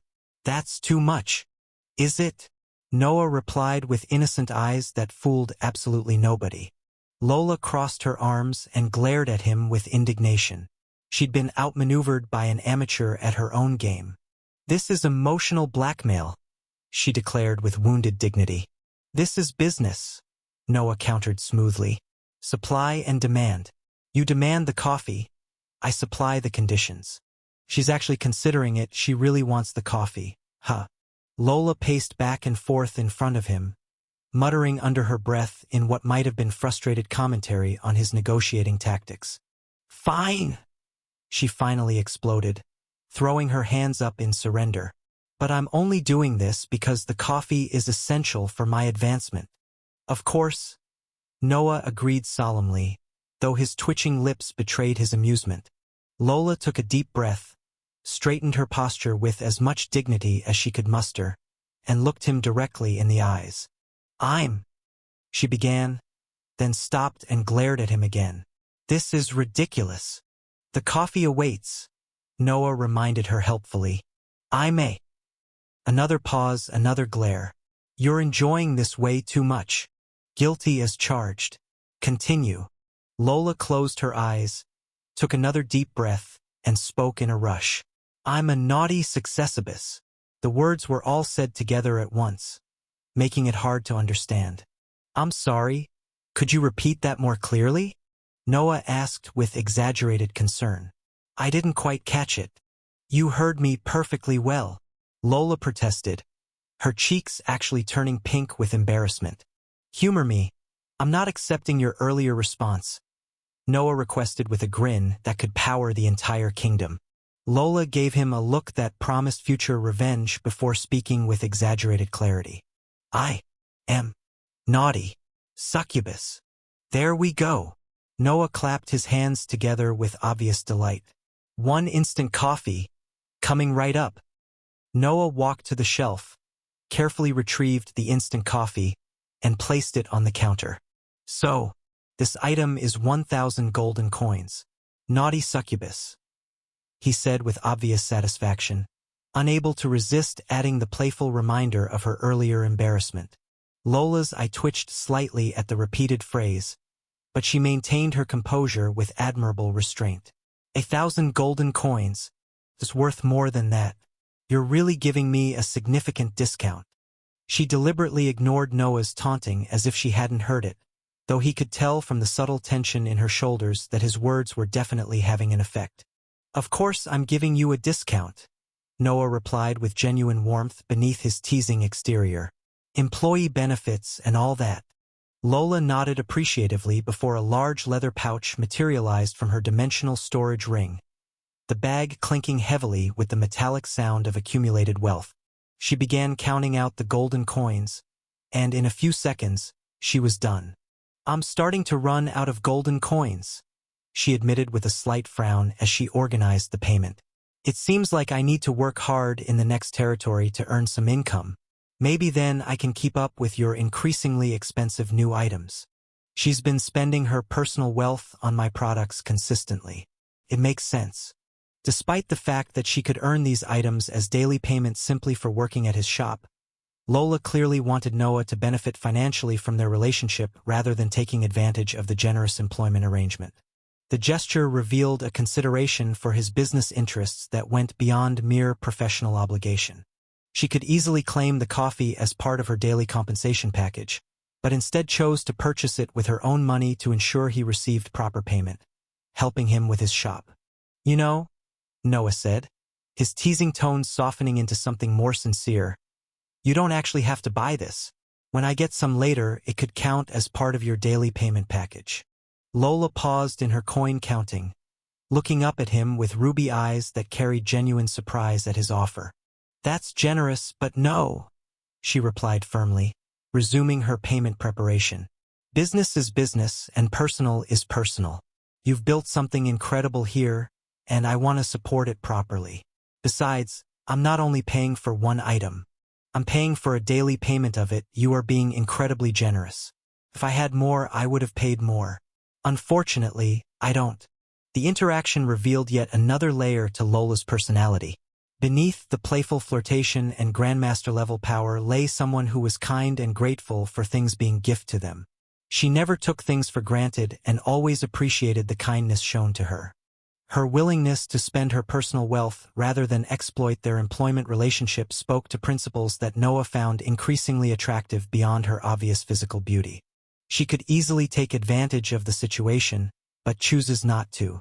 She really is kind-hearted. Transaction complete. Ding. First instant coffee sale complete. Reward: Auto Instant Coffee Level 1. New idle income stream. 1,000 gold coins. $100,000. Established. With his new idle income stream available, Noah was now earning $455,000 daily without doing anything. Nearly $500,000 a day, and that number could reach up to $1 million by the time his next items were bought and sold for their correct prices in the next territory. Chapter 215: Mystical Herbal Tea. Host: Noah Carter. Age 28. Shop Level 2. Daily revenue: $455,000, or equivalent. Current assets: $1,923,640. Shop points: 14,970. Attributes: Strength, 60. Vitality, 60. Intelligence, 60. Agility, 60. Skills: Swordsmanship, Level 10. Mana Control, Level 10. Aura, Level 10. Wind Manipulation, Level 10. Body Tempering, Level 10. Surviving on Ramen, Level 3. Cooking, Level 3. Finance, Level 3. Gaming, Level 3. Programming, Level 2. Staring at his updated status, Noah felt an incredible surge of happiness and excitement coursing through his body. His liquid assets were rapidly approaching the $2 million milestone. Before his favorite customer could leave to practice with her newly acquired instant coffee, Noah called out to her with barely contained anticipation. "Lola, do you want to buy another item?" Lola's ruby eyes widened in shock once again, her expression cycling through disbelief and growing excitement. "Another one? Already? Where is it? I don't see it on the shelf." Her gaze swept across the familiar product displays, searching for whatever new miracle Noah had made. "Because I haven't placed it there yet," Noah responded with mysterious satisfaction. He accessed the shop interface with trembling fingers, eager to examine what the system had unlocked next in his progression sequence. Item 6. Mystical Herbal Tea. Effects: Purifies the body of all toxins. Grants the skill Spiritual Sight for 1 hour. Permanently increases vitality by 30 upon first consumption. The level of the skill Spiritual Sight depends on the rank of the user. Price: $1. 500000. Staring at the new item's description, Noah's mouth almost dropped open in shock. Only his awareness of Lola watching him closely allowed him to maintain his composure despite the incredible implications of what he was reading. Granting a skill at the level of the user? So, for me, I would gain a level 10 spiritual sight skill. This is absolutely insane. That means Lola at Grandmaster rank would receive at least level 25 or higher. What kind of overpowered item is this? The concept of instantly learning skills rather than spending months or years developing them through traditional training represented a complete paradigm shift in magical advancement possibilities, even if it was only for an hour. Without hesitation, Noah confirmed the purchase despite the staggering price tag.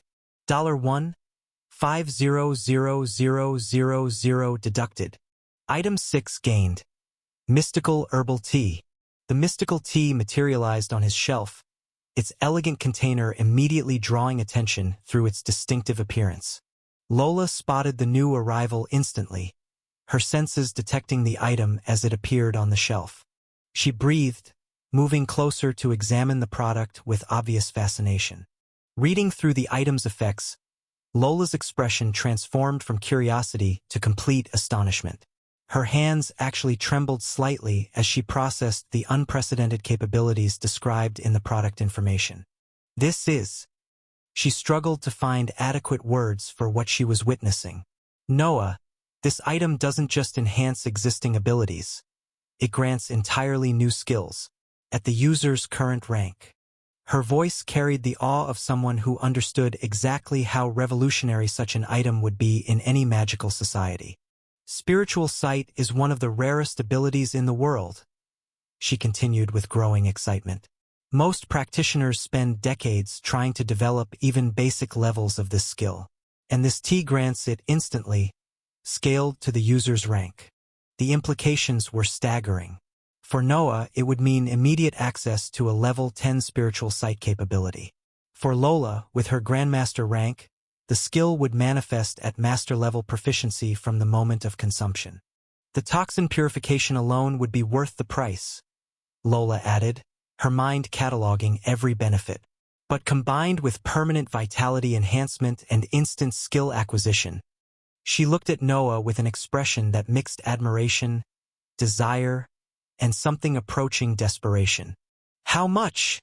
she asked, though her tone suggested she already feared the answer. 1,500 golden coins, Noah replied, watching her face carefully for her reaction to the astronomical price. Lola's eyes widened even further as she processed the cost. 50% more expensive than instant coffee, representing wealth that most kings couldn't easily accumulate. Her voice trailed off as she calculated her remaining resources against the item's incredible value. "I don't have that much," Lola admitted shyly, her usual confidence cracking as she faced the reality of her now limited resources. Her voice carried genuine disappointment mixed with embarrassment at being unable to afford something she wanted. The mighty Grandmaster Succubus, reduced to admitting financial limitations like any ordinary customer. But then her expression shifted to hopeful determination as she reached into her dimensional storage and withdrew an item Noah recognized immediately. Eye of Apollo. Description: a powerful artifact capable of detecting truth, piercing illusions, and revealing the fundamental nature of any target. Provides absolute truth detection within its area of influence. No deception can withstand its scrutiny. Tier 5. Estimated price 1,100 golden coins. Noah stared at the familiar artifact, the same legendary item Lola had used during the auction to manipulate Prince Malphas into overpaying for her decoy purchase. The orb pulsed with inner light. "This is the best thing I have. Can we trade?" Lola said with pleading eyes that carried vulnerable hope beneath their ruby depths. She was offering one of her most prized possessions. A Tier 5 artifact worth a small fortune, just to afford the mystical herbal tea that could advance her magical development. Noah looked into those beautiful, desperate eyes and felt his heart soften. He had been joking when he said 1,500 golden coins. He knew she probably didn't have that much. She had nearly bought all of his premium items. The Eye of Apollo was indeed valuable enough to cover the remaining cost. But more importantly, her willingness to part with such a treasured item revealed how much this opportunity meant to her. "All right, I'll take it," Noah said with a warm smile spreading across his face. "Yay!" Lola exclaimed with unrestrained, untainted, pure, childlike joy. Her next move made Noah's eyes widen. Chapter 216, Eye of Apollo. In that moment of unbridled happiness, she forgot every consideration of propriety and personal boundaries. She launched herself forward from her spot, wrapping her arms around Noah in an enthusiastic hug that caught him completely off guard. The embrace was warm and filled with gratitude. Her soft body pressed against his as she held him tightly, her relief and excitement pouring out through the physical contact. Noah smiled at her infectious enthusiasm and returned the hug without hesitation, his arms encircling her slender frame with gentle care. For Lola, the moment held deeper significance than Noah realized. Behind his back, Her ruby eyes widened in shock as she processed what was happening. He's actually hugging me back. Really hugging me, not just tolerating it. This wasn't the casual, polite contact they'd shared during their mouth-to-mouth healing moment. This was Noah choosing to embrace her, holding her close because he wanted to, not because circumstances demanded it. A brilliant smile broke across her face like sunrise after an endless night. Her heart raced with emotions she'd never expected to feel. Not just affection or attraction, but something deeper and more precious. He's not pulling away. He's not uncomfortable. The hug lasted only seconds, but for Lola, it represented a breakthrough that meant more than any magical artifact or enhancement item ever could. When they finally separated, her cheeks carried a faint blush that made her look genuinely adorable despite her incredible power and supernatural beauty. "Thank you," she whispered, her voice carrying layers of meaning that went far beyond gratitude for a business transaction. Transaction complete. Ding. First mystical herbal tea sale complete. Reward: Auto Herb Tea Level 1. New idle income stream. Eye of Apollo $110,000. Established.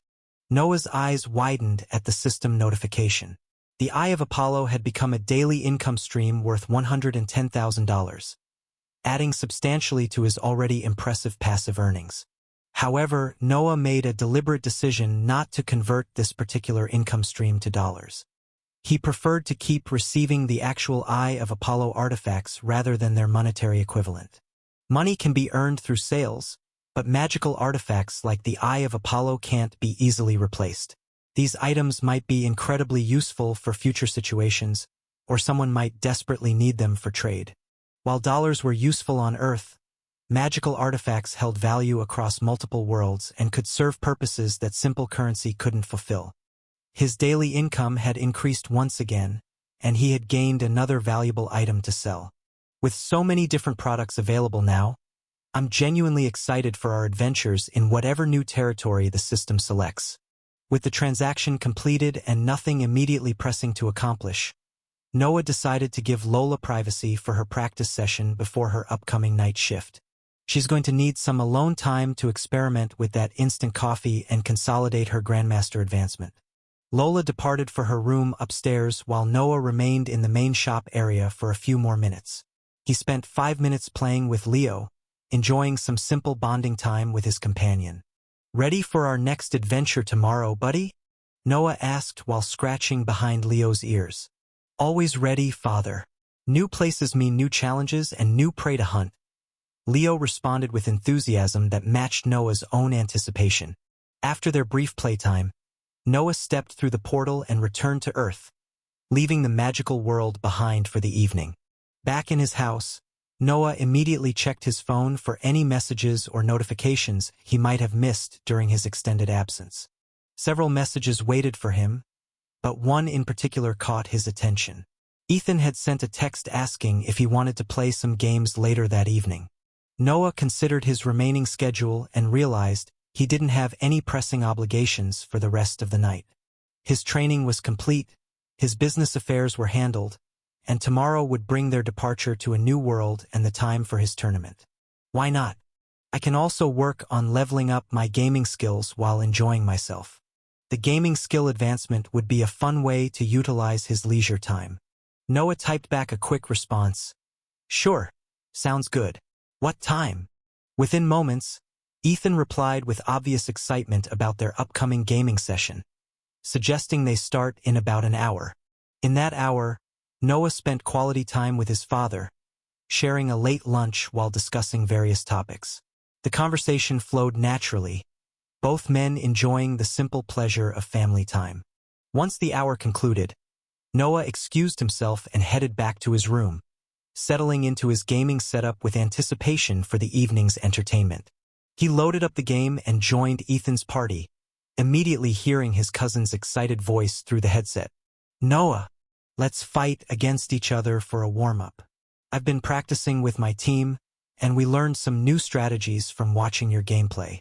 I might get myself a few kills on you, to save the embarrassment," Ethan declared with the confidence of someone who'd been training with professional players.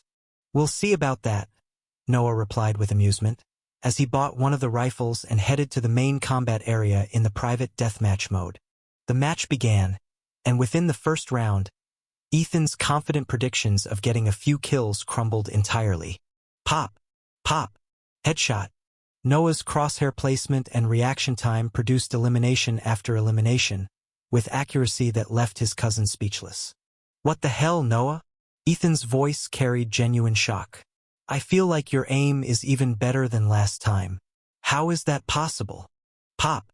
Pop! Pop! 3 more perfect shots landed exactly where Noah intended, his agility translating into superhuman hand-eye coordination that made every shot feel effortless. I've just been practicing, Noah replied casually while clutching another impossible round. Practicing what? Heart surgery?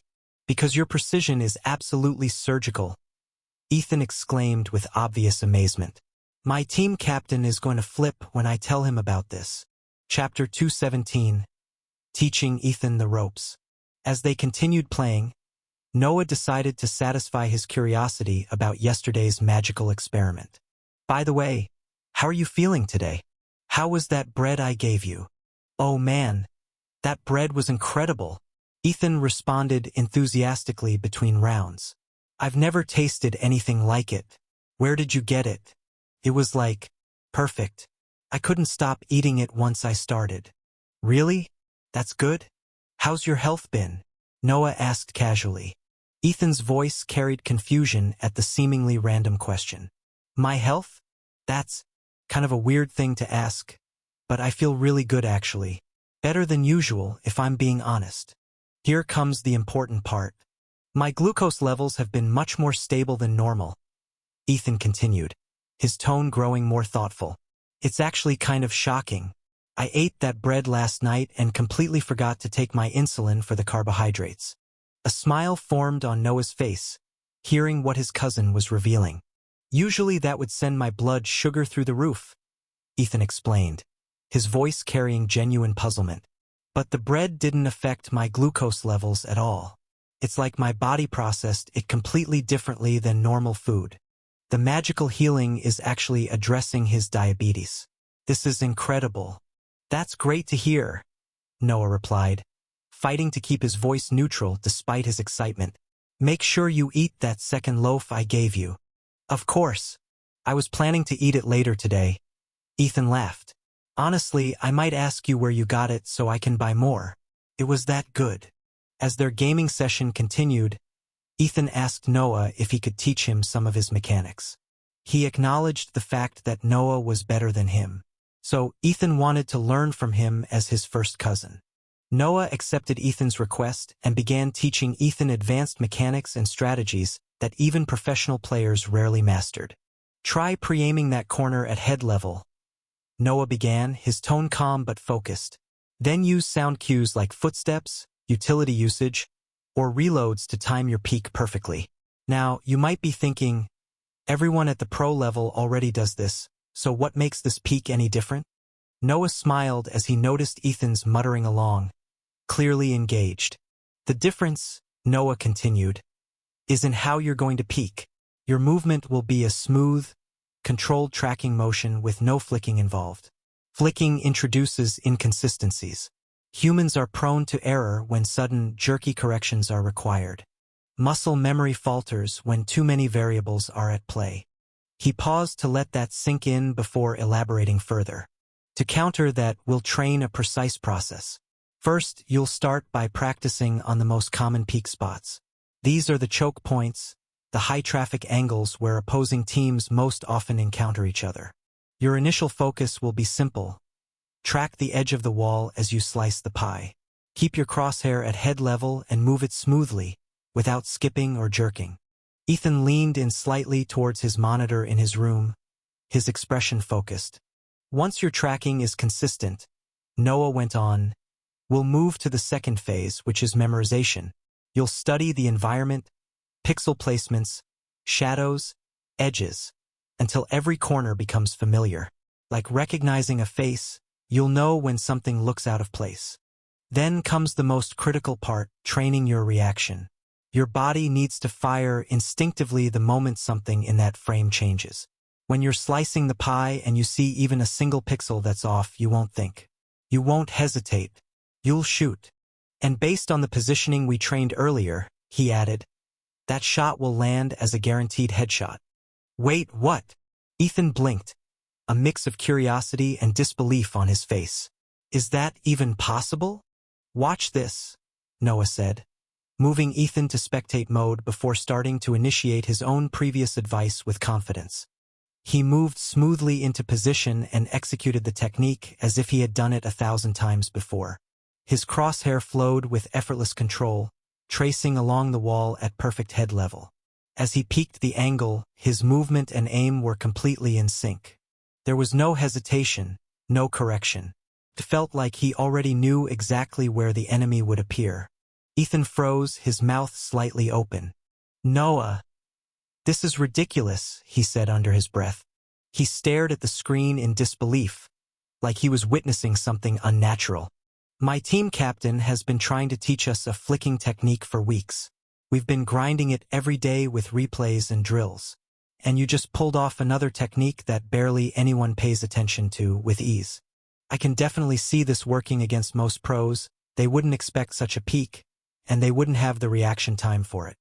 Noah didn't respond immediately. His expression stayed calm and focused, as though he had done something ordinary. His level 3 gaming skill, combined with enhanced intelligence and sharpened reflexes, pushed him far beyond what any average player could achieve. Noah wasn't too flattered by his cousin's praise. It was just one of the many techniques that he had learnt from the level 3 skill. Now try combining that with crosshair placement and movement prediction, Noah said in the same even tone. Don't just aim where they are. Understand where they're going to be. Use their footsteps, their timing, their habits. People follow patterns even when they think they don't. Ethan tried to copy the motion. His aim wavered. His peak felt forced and unstable. Every step looked like a lesser version of what Noah had just done. The gap between them was wider than skill. Felt like two different levels of playing. And it was, this is insane, Ethan muttered, struggling to merely copy Noah's moments. You're teaching me things I've never seen before. Not in tournaments. Not in coaching sessions. Not even in pro-level breakdowns. This is beyond anything I thought was possible. I had always thought that those in the top leagues simply had better aim and positioning, but it seems like they do this technique themselves. Chapter 218, Tournament Day. Daily income available. You have received Eye of Apollo Tier 5. You have received $465,000.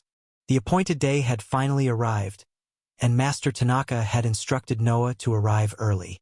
The tournament was set in a mountain range, requiring significant travel time to reach the location. This wasn't a major issue for Noah, who had developed the habit of waking up early every day since he had gotten his shop. After his morning routine and a quick breakfast with his father, Noah drove to the dojo through the quiet streets of the early morning city. The familiar drive gave him time to mentally prepare for whatever challenges the tournament might present. Outside the dojo, Noah parked his car in the designated bay before entering the building he'd come to know so well over the past weeks. At this early hour, no students were present. The training floor stood empty and peaceful, wooden swords resting in their racks while practice mats waited for the day's activities. Master Tanaka raised his eyes from his seated position upon hearing approaching footsteps. Spotting Noah, his weathered face broke into an approving smile. "Are you ready?" the master asked with a calm tone. Noah smiled back as he felt the hidden excitement in his master's voice. He could tell that Tanaka was really excited about his participation in the tournament, and that made him feel some warmth in his heart. The old man was really kind-hearted, despite his calm, nonchalant appearance. Of course, although Noah's swordsmanship skill level hadn't increased recently, his overall physical capabilities had improved dramatically.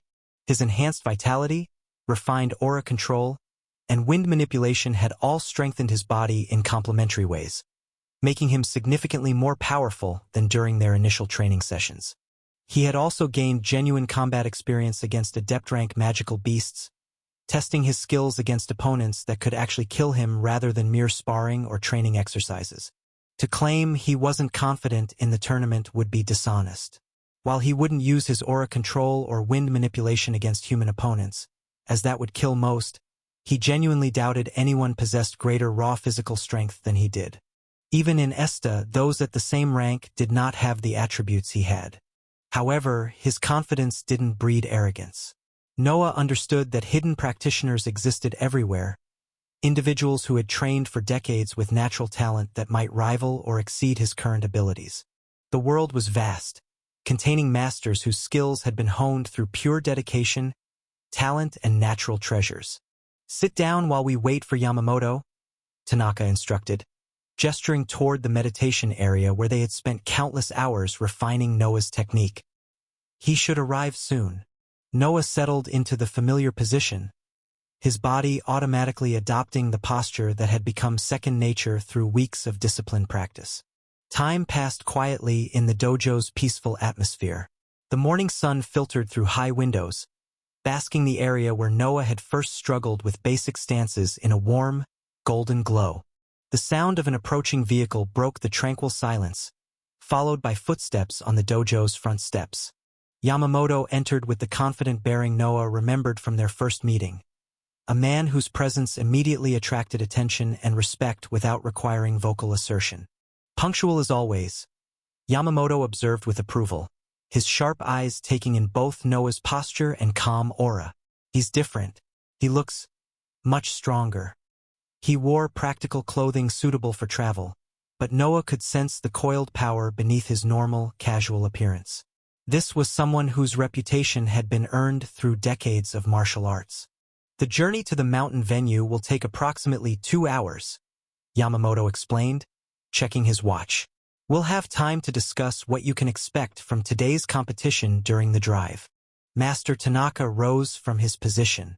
"Prepare yourself for matches that you won't forget," Tanaka told Yamamoto with obvious pride in Noah's development. "His progress has been remarkable." Yamamoto's keen gaze assessed Noah with the thoroughness of someone accustomed to evaluating combat potential. After several seconds of silent scrutiny, he nodded in agreement. Although he didn't take Tanaka's words too seriously, he had simply thought that the old master was trying to motivate the young swordsman of his dojo. Good. Let's see what he can accomplish against other talents. Noah then left with Yamamoto and approached what turned out to be a large bus waiting outside the dojo.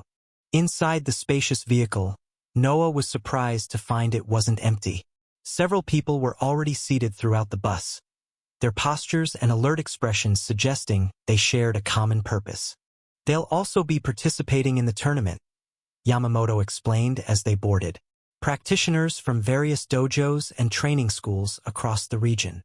Noah nodded with understanding, his senses automatically cataloging the other passengers. Most appeared to be serious martial artists, their physical conditioning and confident bearing marking them as dedicated practitioners rather than mere casuals. He made his way toward the back of the bus, instinctively choosing a seat that provided optimal visibility of the entire passenger area.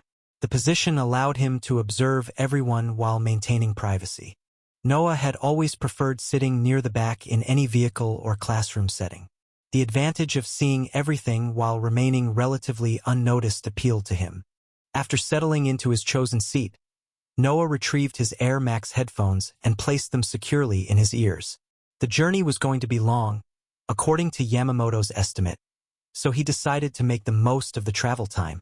As the bus pulled away from the dojo and began navigating through the city streets toward the mountain venue, Noah selected a playlist and relaxed into his seat. The urban landscape gradually gave way to suburban neighborhoods, then rural countryside as they headed toward the tournament location. Rolling hills and forests passed by the windows, providing peaceful scenery that contrasted with the competitive tension building among the passengers. Passengers boarded from different locations every now and then. Noah allowed himself to enjoy the transitional journey, using the time to mentally prepare while observing the changing landscape that would soon host his first real martial arts competition. Chapter 219, Ichigo. As Noah enjoyed the picturesque view rolling past the bus windows, he became aware of someone approaching his seating area. The footsteps were light but deliberate, suggesting another passenger moving through the vehicle. Noah didn't pay particular attention to the movement, keeping his focus on the beautiful scenery transitioning from suburban development to rural farmland. His headphones provided a perfect soundtrack to the changing landscape. Then he felt AJK's presence settle into the seat directly beside him. The bus had plenty of empty seats available, making the choice to sit next to him somewhat unusual, but Noah continued concentrating on the forests and rolling hills visible through the window. That peaceful focus lasted until he felt a gentle but persistent nudge against his arm. Noah turned from the window to find a person with an impossibly wide smile staring directly at him while waving enthusiastically, as if they were long-lost friends meeting after years of separation. The young man appeared to be roughly Noah's age, with short blonde hair and bright green eyes that sparkled with genuine warmth and excitement. His mixed heritage was evident in his features. He was a mix that suggested both Asian and American ancestry. Noah pulled his AirPods from his ears, curious about what this energetic stranger wanted to discuss. "Hey man, I'm Ichigo. Nice to meet you. May I know your name?" His laugh was genuine and contagious, immediately breaking down the formal barriers that typically existed between strangers on public transportation. "I couldn't help but notice you seemed pretty relaxed back here." Ichigo continued with his hand gestures as he spoke. "Are you heading to the tournament too? Of course you are. Why else would you be on this bus, right?" Haha. Noah found himself smiling despite his initial preference for solitude. "Yeah, I'm participating. I'm Noah." Noah. Great name. Ichigo's enthusiasm didn't diminish even slightly. "This is my absolute first tournament ever, and I'm so pumped I can barely sit still. I've been training since young, but competing against real opponents from different schools in such a large tournament?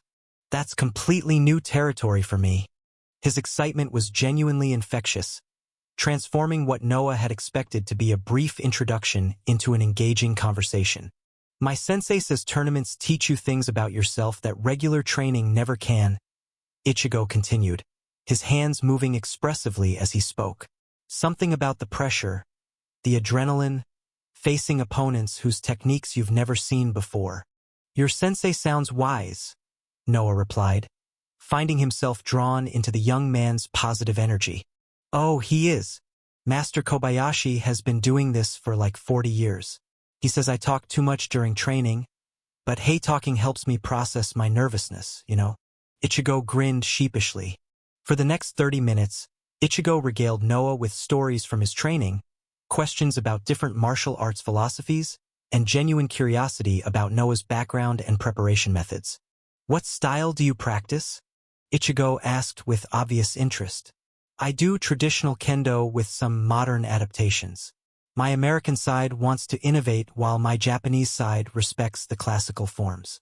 It's like having an internal debate every time I pick up a sword."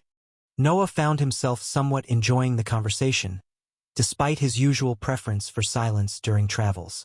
Ichiro's enthusiasm was refreshing compared to the intense, serious atmosphere that surrounded most martial arts discussions. "I hope we both do really well today," Ichigo said as their conversation began winding down. "And if we end up facing each other, let's give everyone a match worth remembering. May the best swordsman win, but let's have fun doing it." His competitive spirit was tempered by genuine good nature. Someone who understood that tournaments were about personal growth as much as victory. "Likewise," Noah replied warmly. "Good luck out there." "Thanks. You seem really cool, Noah. I'm glad we got to chat." Ichigo beamed before returning to his original seat, just a few seats away. Noah put his AirPods back in his ears, but not before using the excuse of wanting to rest before the competition. "I think I'm going to try to get some sleep before we arrive," he told Ichigo with a polite smile. "Smart thinking. Rest up, warrior." Ichigo gave an enthusiastic thumbs up before settling back into his own seat. Noah closed his eyes. Soon they arrived at their destination, and Noah found himself genuinely surprised by what he saw through the bus windows. The location was a mountainous range featuring what appeared to be a private resort tucked away from civilization. Noah had never expected such a place to exist in America, The facility seemed like something transported directly from Japan. The centerpiece was a magnificent traditional Japanese-style building that dominated the landscape. The structure rose 6 stories into the mountain air, its distinctive red exterior creating a striking contrast against the natural greens and browns of the surrounding forest. Curved rooflines and traditional architectural elements gave the building an authentic appearance that suggested serious investment in creating an appropriate atmosphere for martial arts competitions.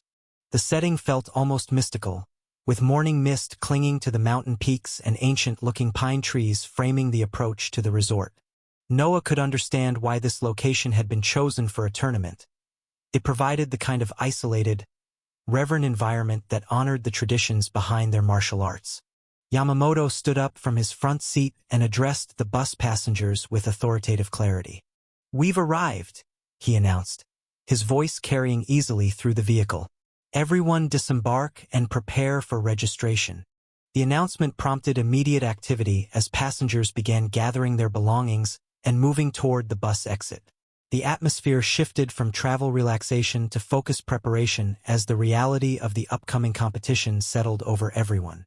Noah joined the exodus, following the other practitioners as they filed off the bus onto the mountain resort grounds.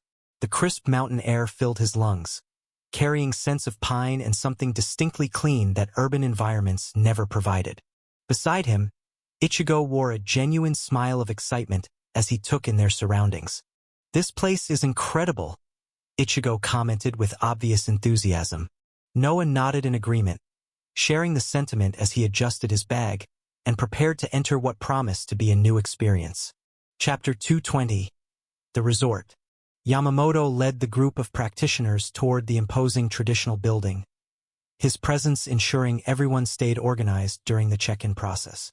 The registration area was elegantly designed with polished wooden surfaces and traditional Japanese decorative elements that created an atmosphere of respect and formality befitting a serious martial arts competition.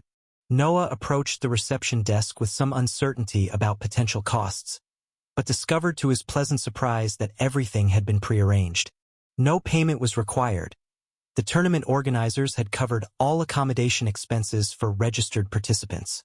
Even if payment had been necessary, his current financial situation would have made any reasonable fee a minor inconvenience rather than a burden. The transformation from his previous poverty to comfortable wealth helped in moments like these. After completing the registration paperwork, Noah received his room assignment and a brief orientation about the facility's amenities and tournament schedule. The information packet detailed meal times, practice areas, and competition brackets that would begin the following morning. As he made his way through the corridors toward his assigned quarters, Noah found himself genuinely impressed by the accommodations. The facility had spared no expense in creating an authentic Japanese experience, complete with traditional sliding doors, tatami mat flooring, and elegant calligraphy adorning the walls. The rooms themselves were luxurious interpretations of classical Japanese design. Spacious, meticulously clean, and furnished with high-quality materials that spoke to serious investment in participant comfort. Most remarkably, the resort featured genuine hot springs, natural thermal pools that had been carefully integrated into the building's design. The opportunity to experience authentic onsen facilities felt like an unexpected bonus beyond the tournament competition itself. Noah was examining his room's traditional furnishings when a familiar voice echoed from the adjacent quarters. "Hey, no way, you're my neighbor. This is already looking great. Ha ha ha." Ichigo's enthusiastic laughter rang through the walls as he spotted Noah near the doorway. The young man's infectious excitement seemed undimmed by travel fatigue or pre-competition nerves. What are the odds? Noah thought with genuine amusement at the coincidence. The resort was by no means small, and the probability of Ichigo being placed next to him was really low. "This is going to be awesome. We can train together, maybe hit those hot springs after practice sessions." Ichigo continued with his hand gestures. "I've never experienced a real onsen before despite being half Japanese." Noah found himself appreciating Ichigo's positive energy, especially in an environment where most participants maintained serious, focused demeanors that bordered on intimidating. Having a friendly neighbor would make the tournament experience more enjoyable. The hot springs do sound appealing after a day of competition, Noah agreed. Exactly. Nothing better for sore muscles than natural hot mineral water. Ichigo nodded enthusiastically. Plus, I heard some of the other participants talking about evening practice sessions in the dojo areas. Want to partner up for some light sparring later? The suggestion had merit. Practicing with different opponents always revealed new insights about technique and strategy, and Ichigo's friendly approach would make for productive training without the ego conflicts that sometimes arose between competitors. Sounds like a plan, Noah replied, after we get settled and check out the competition schedule. Perfect. This tournament is already exceeding all my expectations. Ichigo laughed before heading back into his room to organize his gear. Noah smiled before entering his room, appreciating the prospect of having a friendly neighbor during what would undoubtedly be a tense competition. Noah checked the time on his phone. Yamamoto had instructed everyone to gather back outside in about an hour for the next phase of orientation. Before settling in completely, Noah spread his enhanced mana across the room, his magical senses carefully probing for any surveillance equipment or monitoring devices that might compromise his privacy. After confirming the space was completely secure, Noah closed and locked the traditional sliding door before stepping through his portal into the shop. Appearing in his familiar store, Noah found Lola still working behind the counter, despite her shift officially having ended some time ago. She was behind the counter playing around with a small mana ball she had made, an innocent smile on her face. He raised an eyebrow at her continued presence. What are you doing? There's no need for you to work overtime. I've told you before that if I come back late, you can simply close the shop. Lola shook her head with a gentle smile, dismissing his concern. It's fine. I didn't have much else to do anyway. She turned toward him with obvious enthusiasm about her recent advancement. Besides, those items you sold me have helped me consolidate my Grandmaster Foundation. The instant coffee and mystical herbal tea achieved what would have taken weeks or perhaps months of practice. Her ruby eyes sparkled with genuine gratitude as she continued. The spiritual sight ability alone has improved my understanding of magical energy flows. I was able to perceive layers of reality that were completely hidden before, even if I've only used it for a short period of time. Still, you should take proper breaks. Noah sighed with the concern of someone who understood the importance of rest, even for supernatural beings. She smiled warmly, her expression softening into an affectionate one. Are you perhaps worried about my health? How sweet of you to care about little me. As a grandmaster, my stamina is quite limitless. Her playful tone made Noah roll his eyes at her teasing, though he couldn't quite suppress a small smile. It doesn't matter what rank you are. Everyone needs downtime. Things get boring when you overwork yourself. That's true, Lola agreed with thoughtfulness. But not when I'm with you. She stepped closer towards him, her voice dropping to a softer register that made the simple words feel like silk against his ears. You make even silence feel like an adventure. Her flirtation carried the perfect balance of playfulness and sincerity that made it impossible to dismiss as mere teasing. The way she looked at him suggested layers of meaning behind the surface banter.